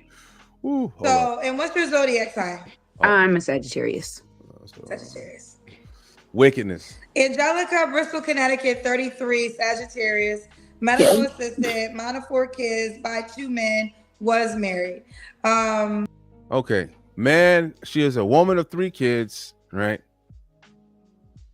Well, 4 kids, right? 1 from the first marriage that she had for 10 years. Oh yeah, and that dude, I don't think that dude did anything either. Man, she just left him. Hold up, let me keep playing. Was you married to the 1.5-year-old dad or the other? Yeah, the other one. Okay, and why'd you get divorced? I got married really, really young. I was like 19 when I got married, so I had a lot of growing to do. And I realized that I was just with him so I can just have have multiple kids with one person. And I realized I wasn't happy doing that. So I made sure to have all of them. But then I got into another relationship and he was supposed to be a great dad. And all right, yeah. We're going to pause right there. You got something to say? No, go ahead, man. All right. Let me see. What was that? Is that Titus 2? Right. So she said that she was married to the brother for 10 years. she divorced him, right? Probably because of FOMO, right? Fear of missing out. That's probably what happened, right? FOMO, fear of missing out, right? And she divorced the brother after 10 years, left the man, and because she says that she had children young, right? Let me first of all, we're gonna go to the scriptures, right? Because I don't want to get too caught up on these videos. Let me see. Present something. Y'all know where I'm going. If y'all know the scriptures, y'all should know where I'm going. All right, the scriptures say what? Thus, hey, you want to read this right quick? I think you might read it better than me. All right, let's bring it out. Let me start at 22. All right. It says, thus shall it, oh yeah, that's my favorite one, man. It says, thus shall it thus shall it go also with the wife that leaveth her husband. That's funny, man, because I was about going to bring that one out, man. That's how the spirit is working. I had already had it queued up, man. It says, thus shall it go also with the wife that leaveth her husband, and bring it in an heir by another. All right. So when you really break this down, let's look at this. It says, thus shall it go also with the wife that leaveth her husband, all right, and bring it in an heir by another. In other words, she left the first man she was with. She go gets another dude, has babies by him. You know what I'm saying? She already got babies by the first dude. She goes and brings his heir by another dude. It says, for first, she had disobeyed the law of the Most High, because that's what comes first. And secondly, she had trespassed against her own husband. All right. And thirdly, she had played the whore in adultery and brought children by another man. All right. So in other words, this is what we see in this current day. We see women, single women, they got about 3 or 4 children with different dads. That is nowhere in the scripture. The scripture does not support that. And this is why when you read this is right here is hell bound. Hell bound, because it was never supposed to be that way. So let's go on to see what it, and jump in, man, if you need to say anything. Go ahead. Hey, let's go what it says, Al. She and brought children by another man. All right. So now she got multiple baby she got multiple baby daddies. All right. Verse 24. She shall be brought out into the congregation, and inquisition shall be made of her children. All right. Y'all know what inquisition? That's a serious that's a serious matter, you know. That means that something's getting ready to happen. They're getting ready to make a decision, okay? Question: They're getting ready to be rooted out. It says her children shall not take root. What does that mean? They can't be counted into the fold because she done created children from another man. They're already lost, born for the sword. Her children shall not take root, and her branches shall bring forth no fruit. Damn. You know why? It said, just like what Brother Daniel was saying, if you read in 23, she has played the whore in adultery. So you think that you're going to be able to play the whore in adultery and the Most High is going to bless that seed? You have lost your mind. Yep. And here's the kicker right here, because this is what you got to realize. That's why there's no forgiveness for this type of stuff. So women out here, they got multiple baby daddies, and their kids, the woman, it's a wrap. You're done. Says she shall leave her memory to be cursed, and her reproach shall not be blotted out. Y'all hear that? So this is y'all, I'm gonna tell you just like this, and this is gonna be a hard pill for many women to swallow. But if you're a woman and you have multiple children by different daddies, you're done. According to the scripture, you're done. Because what does it say? It says she shall leave her memory to be cursed, and her reproach. What is a reproach? When somebody, it's her wickedness, it's her sins, right? Mm-hmm. And so they cannot, and it's right. Listen to what this says. It says, and her reproach shall not be blotted out. What do you mean? There's no forgiveness for it. It would not be blotted out. That's serious, y'all. That is serious. And if you don't have if you don't have chills going down your spine right now, then you're numb. Something's wrong. That's scary. I mean, it's even scary for me to read this because guess what? We got so many of our women in this situation. Got multiple baby daddies with different fathers. No wonder the kids are so jacked up. Facts. You got old Tyrone and his brother got a different daddy, and then you got Jamuku, he got a different daddy. You got Patuhu, he got a different daddy. I'm like, and all these brothers are fighting. Why? Because they come from different lines. They come from different lines. See, here's the thing: when you look at Jacob, all right, all of the 12 tribes came from the same father, right? They came from the same. Doesn't matter if they came from different mothers. It matters because they all came from the same father.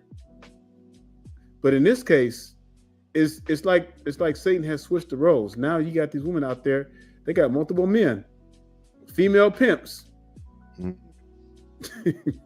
That's crazy, man. You know what I mean? I mean, notice it don't say nothing about what happened to the man either. I want y'all to pay attention to that, sisters. Yeah. Like y'all have to realize, y'all have to understand the way that the Most High is looking at this stuff. And look at this now. We already see that her reproach shall not be blotted out. And they that remain shall know that there is nothing better than the fear of the Lord, and that there is nothing sweeter than to take heed unto the commandments of the Lord. This is why, y'all don't want to play around with this thing. Go ahead and raise that up a little bit. You don't want to play around with that thing. This is serious. And I know what's going to happen. A lot of women are going to probably come back and be like, well, can't the Most High forgive us? Can he? What does it say? It says, and her reproach should not be blotted out. You don't mess yourself up. If you're a sister and you already had kids by the first man, the only thing you can do is sit your ass down somewhere, keep the laws best way you can with all your heart, mind, and do not even think about another man. Facts. Find some elders or something like that to help. If they want to mentor the kids, but you do not get with another dude and bring on other children. That's right. But go back to your parents' house, like the scriptures say. Unless you get back with the man who had your children. That's it. That's right. It's the only choice you got. That's but right. 9 times out of, well, I would say 10 times out of 10, the women don't want to do that. So that's the first thing. Like when I talk to sisters who have kids and they're trying to look for a man, and I'm like, I have to tell them. I said, you can't do that. I said, and the first thing I asked them, I said, well, what about the man you had the children with? Well, he's in jail. He's not, we were young, and I have to tell them, well, you were young, you were old enough to have children with him. And they can't say anything. You know what the most of the thing is, like a lot of these relationships, they because they become at odds. They become at odds with each other. Now, how does the leader come at odds with the help? That doesn't make any sense. If you're a helper, you're not telling the leader what to do. You're following. You're agreeing with what the leader says. You're a helper. You're not the master tech. You don't know what's going on. You wasn't built to know what's going on. You was built to help. So if you want to argue with a man because you don't agree with the situation, man, where's the scripture say because he fell broke that you got to divorce him? They don't say that. Where does the scripture say that? Because he yelled at you or he hurt your feelings that you got to leave the relationship. It don't say that. There's nowhere in there where it says that you're supposed to lead a man. The scriptures say you're supposed to stay with your husband. If you leave, that's wickedness. You're not supposed to go anywhere. It doesn't matter about you get. Hey, you know what? If you get your feelings hurt or a man and put a boot in your ass for something, hey, that's your fault for choosing them. Too bad you can't go nowhere. You might be able to leave and separate yourself for a while, but you can't get another man. That's your fault. Ain't nobody told you to pick Pookie. Hey, Pookie got 5 baby mamas. Hey, and then you want to give Pookie a baby? Well, then you're gonna be the 6th. Yep, and you got to realize Pookie and Ray Rays, the Pookies and the Ray Rays are already hellbound. And you gonna let them take you to hell too? You better stay with him. That's your husband. The scriptures do not. King Solomon had 1,000 wives, right? You know, he got in trouble by having all those wives because he started to worship the idols. Was it 1,000 or 700? 1,000, 700 heathens, 300 Israelites. Oh yeah, darn. Right. Mm-hmm. Right. And the Most High, you know, he got in trouble from the Most High because he had started to build, you know, altars and things right there for false gods. Yep, sure did. The Most High didn't play that. Messing with them heathen wives. But still, though, he had 1,000 wives. Them wives weren't complaining. They all followed King Solomon, one man. So you telling me that one woman can't follow a man? Man, you think a man's going to be like that for all his life, that he going to be rough? You know, man, you know, they say that a man doesn't really get his financial stride to 45 to 55.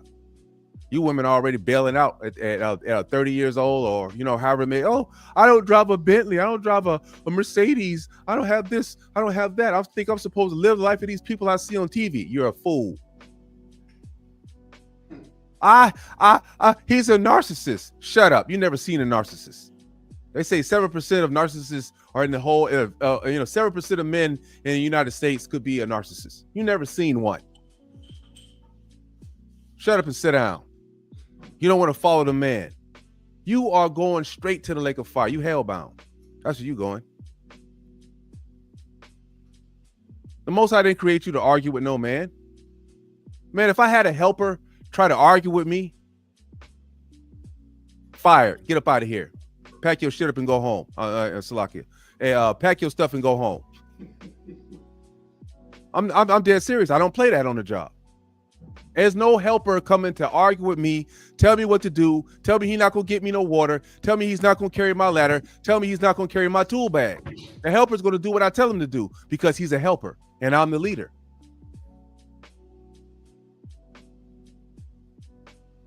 That's how it's supposed to be, whether you like it or not. Just like those brothers that we read in the beginning. This is why we preface this with Numbers 11. Those brothers didn't like it that the Most High had told them they wasn't supposed to lead. They thought they were supposed to come up there and be Levites. Let me help and lead and teach the gospel too. Most High killed all 250 of them. Set them on fire. Opened up the ground, swallowed up the agitators. And then any niggas that was complaining and whining and crying about it, 14,700, he killed them too. Mm-hmm. And y'all over here thinking that y'all supposed to run something? Like you saw this idiot woman on TV talking about, I was born to lead. Man, she gonna get swallowed up and she's going into the pit. This stuff is foolishness. How you supposed to lead? If a man just decides to, man, he could just, punch you one time, he could break your sternum. This stuff is foolishness all the way around. All you have to do is follow in line, stay in order, right? You know what I'm saying? My helpers, right? When they come and help me, right? They do what I tell them to do. And guess what, man? When we go and get lunch, they don't got to pay. I'll buy it. Yeah, come on. So we go on lunch. I'll buy their lunch. I'll take care of them. They're my helpers. They like riding with me. You know what I'm saying? I get me a helper. Everybody's begging me in the morning to, hey, brother, you need any help today? You need any help today? Right? Because I treat my helpers good. That's the same way brothers are supposed to treat their wives. Good. So they'll be encouraged to want to do things. Now, there has been times, right, where I have a helper on the job and he has pissed me off and I had to get on him. Hey, man, pay attention to what's going on. Get off your phone. It don't go easy every single time. But sometimes those helpers, they need correction. And guess what? The next day he come back a brother. He come back a better helper because he knows I don't play that. You can't come and help you think you're gonna do what you want to do. It's the same thing when you get married or same thing when you have a woman. It's the same thing. You can't be weak out here. I don't ask for the helper's advice. I'm going into the store. Hey, man, put gas into the van. You brothers out there asking with your wife for advice. Well, let me ask her for some advice, and end up like Adam, kicked out of the Garden of Eden, looking stupid. Now he got to toil on the ground. We all got to toil because of him. When back in the day, he could just hold his hand over the dirt, in a banana tree will rise up, or tomatoes or whatever it was. He didn't have to do any of that. But all of a sudden, you want to start listening to the helper, and look what you ended up as. You got to gird up, brothers, or you're going to be hell-bound just like these women. Right? Adam died. He went to the pit until Hamashiach came and died for our sins and came back. But you got to realize, right? Hey, that is a terrible death. He was once supposed to live forever. Imagine that. A being that was supposed to live forever, and because you listen to your helper, the whole city came crashing down. Your whole existence, all your progeny that came later, crashing down because of you. Because you listen to your helper one damn time when you're supposed to be the leader. The Most High didn't create men to listen to the helpers. You're supposed to listen to the Most High. That's it.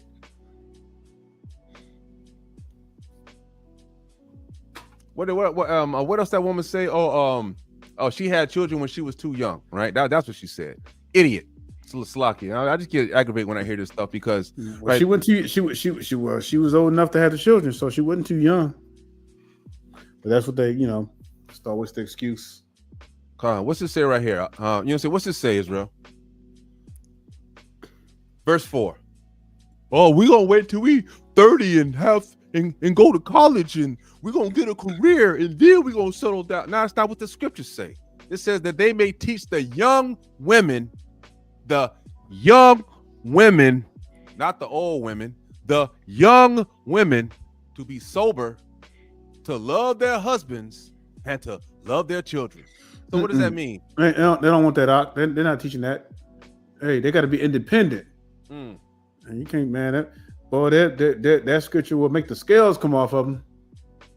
So that means if you're loving your children, that may teach the young women to love their children. So that means what? That they're young and they have children. You having children when you're young. Well, I want to go out. I want to be, I want to go to college and I want to invest. I want to go all these years on my prime baby making years. I want to go and get an education and career. And I want to be out the house. I want to be in the street. I want to be outside. I want to wear skimpy clothing to be discreet. That's on the low. Chaste, keep your legs closed. Keepers at home. No, I want to go to college and have a career. Keepers at home. Stay your butt in the house. Good. Obedient to their husbands, which means that what? You're a leader, brothers. That's right. If somebody's obeying you, that means you're a leader.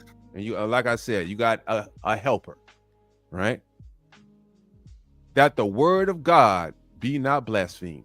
So that means if you're playing any other kind of role and you think you are just as equal with your wife and you giving her all these this, that, and the third, right? And you think this I need to take the advice of my old lady on this and all. Hey man, brother, you're not being a leader. Man, your woman is leading you to the pit. You blaspheming the word of God.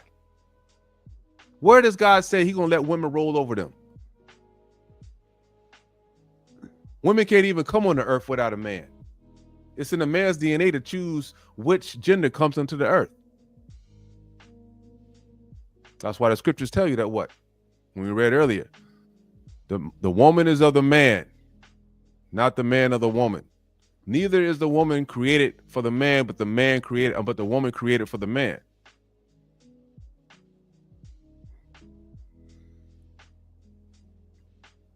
Hellbound. Right?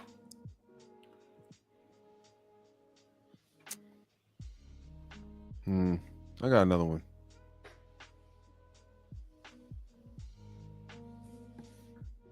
Let me see. I don't know. Have y'all seen this, Israel? Have y'all seen this woman right here? Listen to this, right? So, this is this is the kind of stuff too. This is like propaganda, right? This is this before I play the video, right? This is like propaganda of what these women will try to get sisters scared of having children, right? Hey, because they want to make it seem like it's this whole big arduous chore, right? Or something that is so challenging that I have to, with especially now with all these technology right now, right? You have baby rockers, like when I had my, my children, right, I bought these baby rockers to help them sleep, right? Me and my wife, we chilling, right? My wife don't, so my wife didn't have to, break her neck or do any of that stuff, right? Easy. It was easy raising our kids, right? My wife didn't have to do all that, man. We had automatic rockers and it's just us. We didn't have to get any, daycare or any of that stuff, right? That's foolishness. I'm gonna play this right quick, right? Don't listen to things like this, right? Somebody, like a sister will see, oh yeah, I want to listen to her because she seems to be attractive, or she might have her little show where she's running her mouth. When the scriptures say in Sirach 26:14, a silent and loving woman is a gift from the Lord. So if you've got a woman that's running her mouth, she is not from the Lord. How do you get through that? Most women are tired. They don't have any help. A lot of the times, people say that I'm pro man inside of what I say, but I'm just pro logic. Mm-hmm. And the truth is, there are a lot of women that are emotionally exhausted because I don't think men take into account the level of emotional labor that goes into running a household. Right. Like, pay attention now, right? Emotional labor that comes running. You don't run the household, number one. The man runs the household. What are you talking about? Right? You just keep the house. You don't run the house. and especially of feminine women, because we are so intuitively paying attention to the details and the gaps in the household that we're constantly seeking what is the need that you have. Well, if we're seeking your needs and now we're seeking the children's needs, and I forget all about my needs, and oh my God, this person has hey, these bills over here have to get paid. Oh my God, the house is a mess. Oh, I have this party coming up. Oh my God, I'm still working. If they're even still working, there are so many different things. Salakia, right? I'm sorry to keep pausing it, right? But you got to realize, remember what I was telling you earlier, right? If a woman has to have a man that she has to worry about all that stuff with, that brother is not in his, he is not in his God-given right. He's not doing what he's supposed to do. Like my wife don't know how to worry about no bills or question when this is getting paid or any of that stuff. I got it handled, right? Brother Daniel, he's the same. He'll have it handled. A brother that knows what he's doing, he's going to be able to handle. Like that stuff is not for the woman to worry about, right? Obviously, she's been dealing with subpar brothers that don't have the spirit. Pookies, Ray Rays.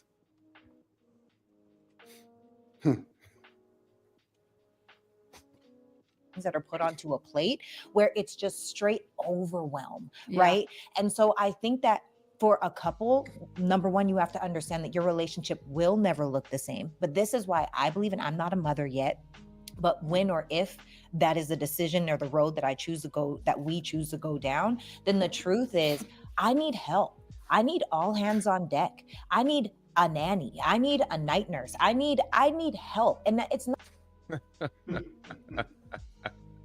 Oh man. Okay, you see that right there? You already know that's going to be a pain in the behind. Chef, she needs a nanny and a night nurse and all this other nonsense to what? To raise a child? Where in the world? Where does it say that in the scriptures? In the scriptures, it does not say that. Right? What do you think that we Egyptians? You know what I'm saying? That they got, you know what I'm saying, that they can just take child out the Nile River and all of a sudden start, man, no, man. That's not what the scriptures say. We just read in Titus 2 that the young woman is supposed to chill at home and, take care of their, love their children, not hand them off to strangers to raise them up, because you don't know what that person or that other person or that night nurse or whatever the heck these folks are. You don't know the doctrine that they have. You don't know any of this stuff. Right. And then what's she going to be doing the whole time? What are you doing the whole time that all of a sudden you need all this extra help that your husband can't, that he's not there, doing? All of a sudden you need a night nurse and all this. So, I mean, like, what kind of man is she dealing with? I play with my kids all the time, right? When my kids were coming up, right, when they were small, I was there. I'm there. I'm playing with him all the time. You know, we take turns. It's, it is what it is. Foolishness. Not to say that they're going to raise my children, but I know women in my family that are like breaking down because they couldn't even take a bath because they couldn't leave their children, right? I know women. I call that is a lie. There's no there. What in the world? How is it that? What are you doing that you can't take a bath with the children? Children, they have nap time, right? You set them in the room, you let them play with their stuff, give them blocks, let them let them problem solve, right? Give them stuff to do. All of a sudden, you got a child all day that you don't know what's going on. You know what I'm saying? You got a child that's all day where you can't even take a bath. What kind of foolishness is that? That's a lie. This is propaganda to scare women from having children. This is, she's trying to say that she's feminine, right? But what she's doing, she's leading women to the pit. This is hellbound. You're trying to scare women from having children, so now you're trying to convince them to get a career like you are. She's not married. She old and she's not married. She almost 30. Not married. Giving advice. She don't have a child either. Giving advice about something you ain't never had. This is absolutely foolishness. No experience, no nothing. Just out here just scaring women up. Well, I know sisters that they couldn't even take a bath because they had to take their children all day. What in the world? What are you talking about, man? That are eating the leftover snacks from their kids' lunch, like the crusts from the sandwiches. Yo, man. I've had enough of that, man. Man, I might exit this out, right? Con. Yeah. But you see what I'm saying, Israel? All of a sudden, so now it's so rough that the mothers can't even fix their own food and they're eating the crust off the sandwiches. What is going on here? My wife ain't never had to go through nothing like that, no foolishness like that. But she had to eat the crust off the, you know what I'm saying? If Mama's smart, if she's cooking for everybody. And she's just pushing stuff out of her butt, man. That's all it is. She's making stuff up. Nah. Go ahead, brother. I don't really got nothing else. I'm good. Yeah. I'm aggravated. But I mean, man, yeah, and like we said earlier, I know we this is the war. We told y'all that this is going to be a 7-year war. We may need to extend it to 12 years. And you know what? I thank the Most High for it, because now we're starting to see other brothers who are rising up.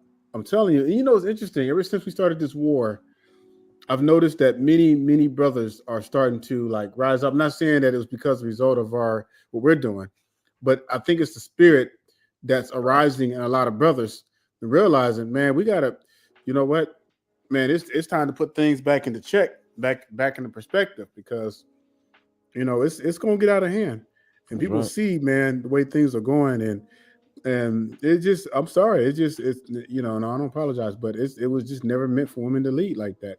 And the reason why we're in this moment of disarray is because you have women who are trying to force themselves into leadership positions, trying to lead. It's just like a female commander. I never agree with a female commander because they're not meant to lead. They're not meant. A female commander is one of the worst things the Army could have done.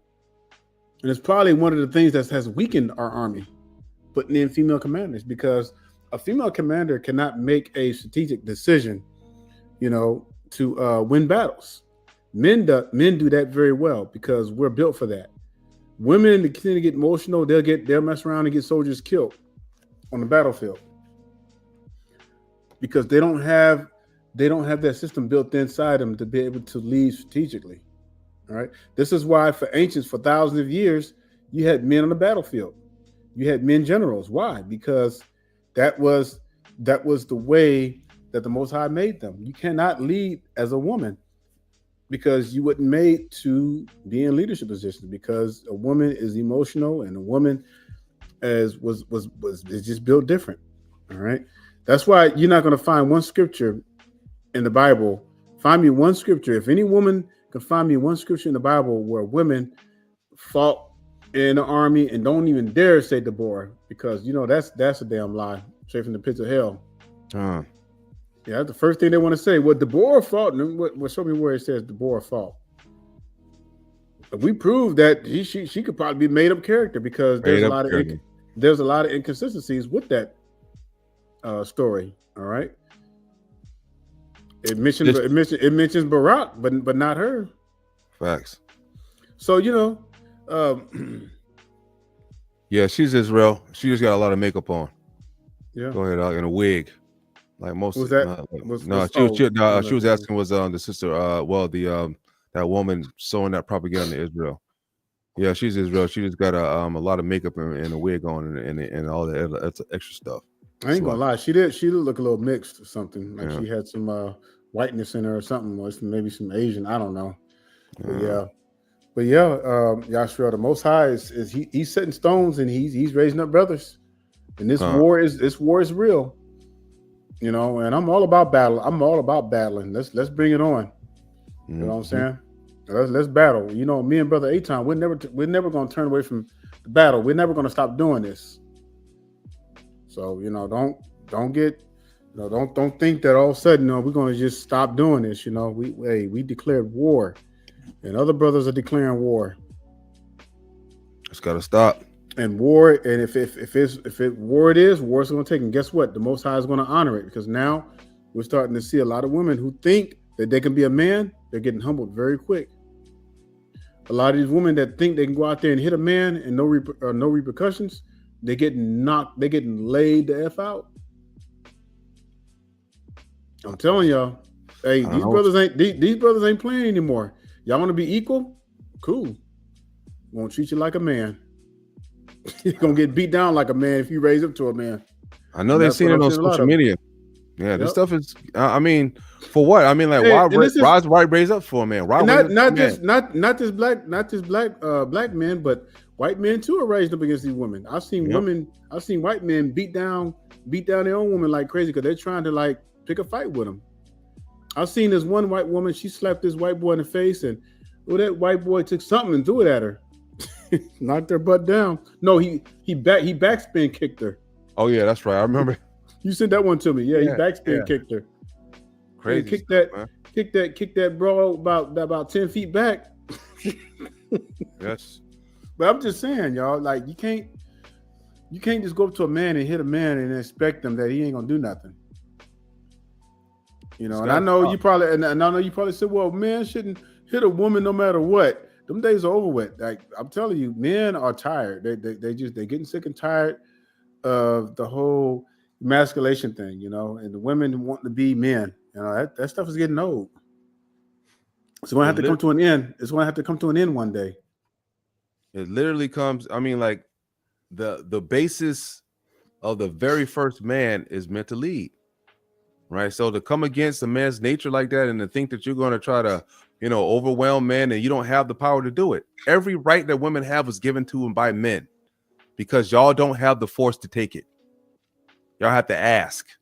When have you ever seen a group of women take a country by force, even take a city by force? Have you ever seen it? Have you seen anything in history where a group of women took a city by force? Nah, my brother. Exactly. Case closed. And these and as we saw the woman with the the blonde hair, she said that she was gonna lead. I'm not meant to follow a man. I'm meant to lead and do what in the world? I mean, like what in you in the land of the heathen, they have given you a false sense of security. You know what I would like to do for a woman like that, man? I'm serious, man. If I had my way, I would take her, I would get like 10 other single women who feel like they want to lead. And I'd be like, here, woman, I'm gonna throw you in the middle of the Amazon forest. Let's see if you can find your way back to civilization. Good luck. Or just drop them in the Arab countries and see if they had that same mind frame 5 years later. Exactly. I'll be over there wearing hijabs. You know what I'm saying? Coming back. Well, you already know what happened to that one broad that was over there, the black lady. She tried to get loud. She tried to get loud with authorities, man, and they threw her butt in prison. Threw her butt in jail. That's a law. You can't in Dubai, if you're a woman, you can't raise your voice to a man. You get locked up. She thought she was gonna get away with it too. She thought she was gonna get away with it. She thought she was back in America. She thought she was dealing with simps. Yeah, I don't know. That's facts, man. And on that side of the earth, right? That is, they all go by Abrahamic religions, the old law, the law how it's supposed to. And you don't see any of them like the marriages are high. You don't see them having children out of wedlock. The families are strong, right? You don't see it's not the same thing. You don't see the crime is not outrageous. Like in Dubai, there is no crime. You don't go over there, man. You can leave your doors unlocked. You could do it. You don't have little niggas running around stealing stuff. You don't have that stuff. Most of these countries, you don't have that stuff. That's crazy, man. But over here, when all of a sudden the women are out of control, the biggest whores everywhere. Everybody's a whore. I'm serious. It's just absolute madness, right? And the scripture says that what does it say? A woman is spittle, right? You know what I'm saying? But a married woman is a tower against the Lord. Yeah. A harlot is accounted. Spittle. Bring it out. You know what I'm saying? I can remember that. What was it again? A harlot is considered a spittle, but a married woman is accounted, against judgment from, a strong tower against the. Yeah. Strong tower. That's it right there. I don't understand why our sister can't get that. It just don't make no sense. Why? Every time you go on the Instagram, every time you go on any of these social media sites, you see any kind of crazy stuff like that. It be these women talking stuff they have that's old, already got a bunch of kids or a kid or two, and then they trying to get another man talking about how this, these a man don't want to pay your bills, then he's not a man. Some old crazy stuff. Man, you already you got that blowed out sock. I mean, you're done. What are you out here trying to get another man for? What are you doing? It does not make any sense at all. Every picture is a whore. Yeah. Every single, every single man. I bet you can go to 90% of the sisters. You can go on there that have Instagram or any of these social media sites. Every single one of them got a picture with them turned around and their butt sticking out. Everyone. Everyone. And they think that they're supposed to get married, or they think they're supposed to have a man that's going to be worth his salt and gold, or worth his weight in gold. He's supposed to come up and he's supposed to treat you with all this, and all of that. And he thinks, I just don't get it. I don't get it.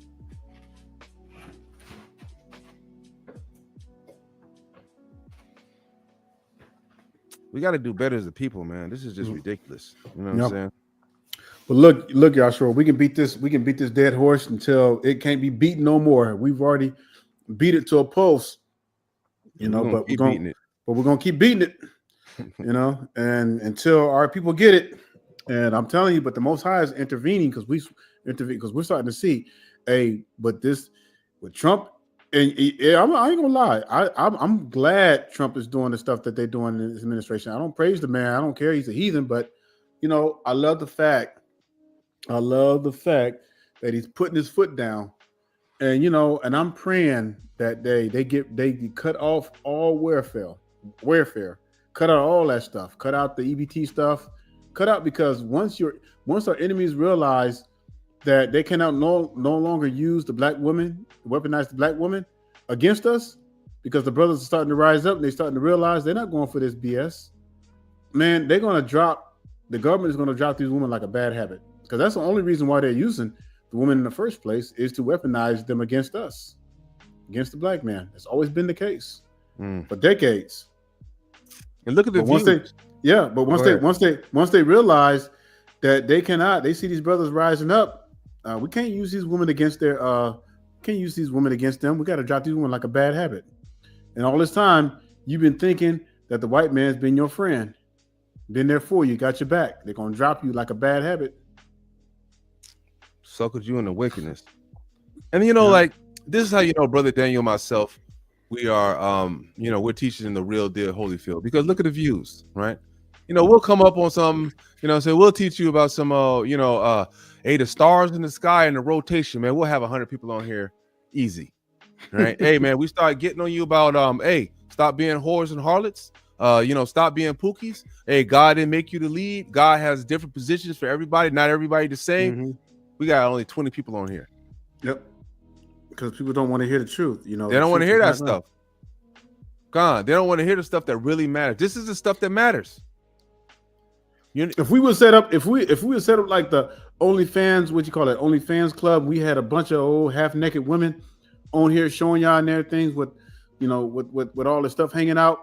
Well, man, we probably have like 500,000 views right now, like on live. You know what I mean? People love that kind of stuff. They gravitate towards that stuff. Well, man, you start telling them, "Oh no, you're a helper," and helpers go get the water and go get the ladder and don't ask questions. They just do what they're told. Oh, hey, we only get 20 views, right? Hey, all of a sudden, people they just start to fall. Oh, I don't want to hear that. I don't want to hear that. I don't agree with that. I don't agree with that. Mm-hmm. Well, I guarantee you, right? Those folks that have that in their spirit, they want to try to buck. They're hellbound because they don't really believe in what the Lord God of Israel. They don't believe in His order. They don't believe in what He created. They think that they're going to be just like those 250 men and those 14,700 whiners and complainers. They think they're going to be like that and get away. Mm-hmm. Instead, they're going to go straight down to the pit like the Lord sent them. The plague going to come get them. Man, I mean, our people really think the Lord playing with them. Mm-hmm. Imagine the Most High son, a man, right? And he watching now, he looking over our people, and he see women ruling the household. You know how infuriating that's got to be, right? He see women ruling the household when he know that that's the first thing that caused the problem in the first place. When Adam had listened to doggone Eve. He's like, these niggas, can they not understand what's going on? Do they, all of a sudden, they taking direction and leadership from the help? You're putting too much on. The help's supposed to have a helper's life, a chill. They're not supposed to think of too much stuff, right? They're not supposed to, they're supposed to just be chilling. Don't put too much on yourself. Relax. You know what I mean? I got this. It's just like if I'm in the mix of fixing something or something like that, what is my helper doing? Chilling out while I'm doing the big brain things. I don't need my helper to do the big brain thing. I need you to chill out, hold my ladder, make sure I don't fall or whatever the case may be. If I'm working on a unit or if I'm working on, hey man, hold this up or, take the screws out, whatever the case may be. They're doing easy stuff. This is how it's supposed to be.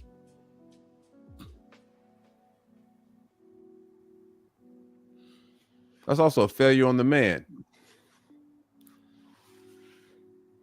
You don't ask the help for help. I mean, you don't ask for help to, to lead you. Oh, well, what do we do here in this situation? Man, get out of here, man. You better go pray to the Lord and ask Him, or go to one of your brothers and ask them. You can't have two leaders in the same realm. You got to have a follower and you got to have a leader. And in the household, how's it going to be when you got the woman leading? Man sitting there taking orders. That's you know what I'm saying. That's madness. And the women think not talking back or anything like that. Be a true simp. Let the woman lead. They're like, well, we're supposed to ask advice. Ask advice of our wife, or if they put in input. What are you talking about? If you're a man and you're set up like Adam, right? You don't need the input of your wife for nothing. She's supposed to just follow the lead because she's the helper. The helper does not, the helper is not trying to, put in input. Well, how do you diagnose this crankcase heater? Well, he's not over here telling me how to diagnose the crankcase because he doesn't know how. Even if he did, I'm not listening to him.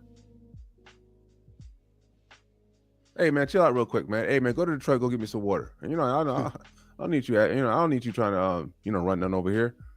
Mm-hmm. Every man needs to be like that. And if you're lacking in something, you don't go to the woman, you go to another brother. And that's the way it is. Like me and A-Time, I don't deal with any woman. If they come to me, if first thing I ask them, sis, are you married? As soon as they tell me if they're married, have your husband contact me. I'll deal with your husband. We can do it. That's where it's supposed to be. A woman shouldn't even have to say anything to a man if she's married. Stay quiet. Let the men talk. Let the men do their thing. I'm not asking my wife for no advice. Hey, sweetheart, do you have no. Then all of a sudden, I'm taking myself out the position that the Most High put me in. I can't wait till we go into the wilderness, man. I'm serious, man. I cannot wait till because man, this life as we know it, man, it's screwed. Like our people, man, we're done. We're done. The only way we're getting back to righteousness is going to be in the wilderness, and the Most High is going to have to purge the rebels. That's the only way. It ain't going to happen in this. It ain't going to happen in this realm. Not in this time, I should say. Not until we go back to the wilderness, and and if the Most High's will, we live to see it, and we go into the wilderness while we're alive. All praise to the Most High. But if not, it's going to happen. We are going into the wilderness, whether we're alive to see it or not. We're going into the wilderness. Oh, we'll be alive. We're gonna get them dry bones blowed up on us. Them sinews, and then the winds from the east and the west are going to blow breath into our bodies, and we're gonna raise up a great army. Man, sure. Better recognize. But that's all I got, brother. We just wanted to drop this jewel on you and really keep pushing. Keep blowing this trumpet. Towards the from the east to the west. That's We're right. Gonna keep pushing this truth.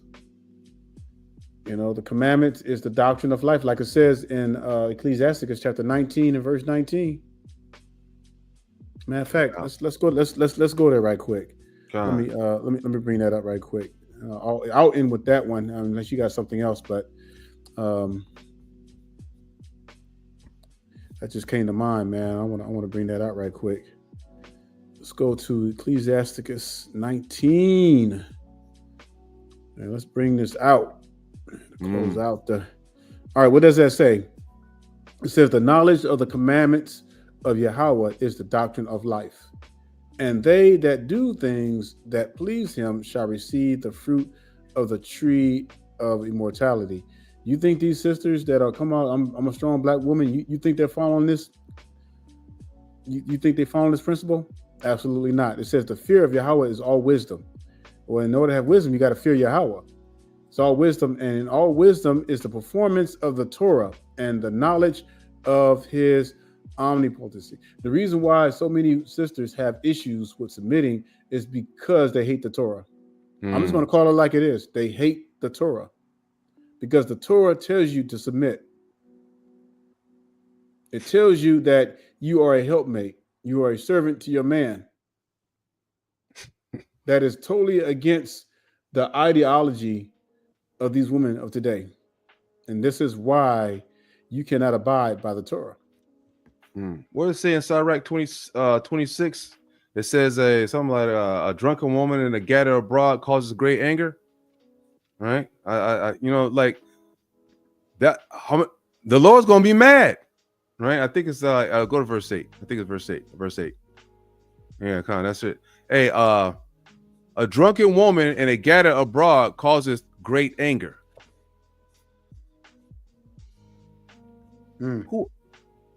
Who you think is going to be mad besides the brothers? If that's in there, that means the Most High don't like it either. He don't like you getting drunk and a gather abroad. That means you're not staying in the house. You want to go here, you want to go there. I think I want to go take trips and all this other nonsense, right? I want to go take trips with this. I want to go on a girls trip. You a gather abroad. You causing great anger. And you will not cover your own shame. Look how many women nowadays just talk about the men they've been with. They're not ashamed to say what their body. You know what I'm saying? This is ridiculous. Back in the day, man, you know better than to say that you've been with a man. Everybody's supposed to be a virgin. That's why you wear white at a wedding, because you're supposed to be a virgin. That was so common when I was growing up, man. Like virgins, virgins today. That's almost damn nearly unheard of. God, man, I wouldn't marry my wife if she wasn't no virgin. Man, y'all crazy. I'm not putting myself out there in no situation like that. That's just dumb. Body counts have become a natural commodity, man. Body count is almost equivalent, man, to an after meal snack, man. That's how these women treat that stuff. They don't get as many snacks they can get. They don't have many body counts. She will not cover her own shame. Yeah, these women don't care. They don't try to hide it anymore. They out there in the open. OnlyFans, all this nasty craziness. It is out there. Yeah. Well, again, like we read in Ecclesiastes 19:19, the wisdom is the fear. The fear of Yahweh is wisdom, and without that, you can't. If you're not keeping the Torah, you're not going to have wisdom. Period. Right. And this is why you see a lot of these sisters out here that are talking against that because they hate the Torah. Just admit it. You hate the Torah. You never liked the Torah. It only sounded good because it sounded like, oh, we're waking up. Waking up is only the conscious part. But actually abiding by the Torah is the physical. That's when you really got to put aside your pride. And our people are not willing to do that. That's going to be the only way. You're not going to make the wilderness with that attitude. Facts. Yeah, but that's all I got, man. I'm not saying anything else. I don't got nothing else either. I don't got nothing else either, man. All right, Yasharel. Well, hey, I pray that you enjoy the rest of your Shabbat. Take the time. If you missed the live, the video post, just take the time, go through, get the precepts, meditate on the Most High. Start praying. Hey, brothers, let's pray that the Most High will wake these brothers up, rise them up. Sisters, pray for your pray for your the other women out there, especially the younger generation, that they will get the spirit and abide by Titus. All right. On the way that we're gonna get through this is we gotta get back to the Most High's laws, commandments, and statutes. So, with that being said, we pray that you enjoy the rest of your Shabbat. All praise to the Most High. I want to bid you a hearty Shabbat Shalom. And stay strong, Israel. Stay strong.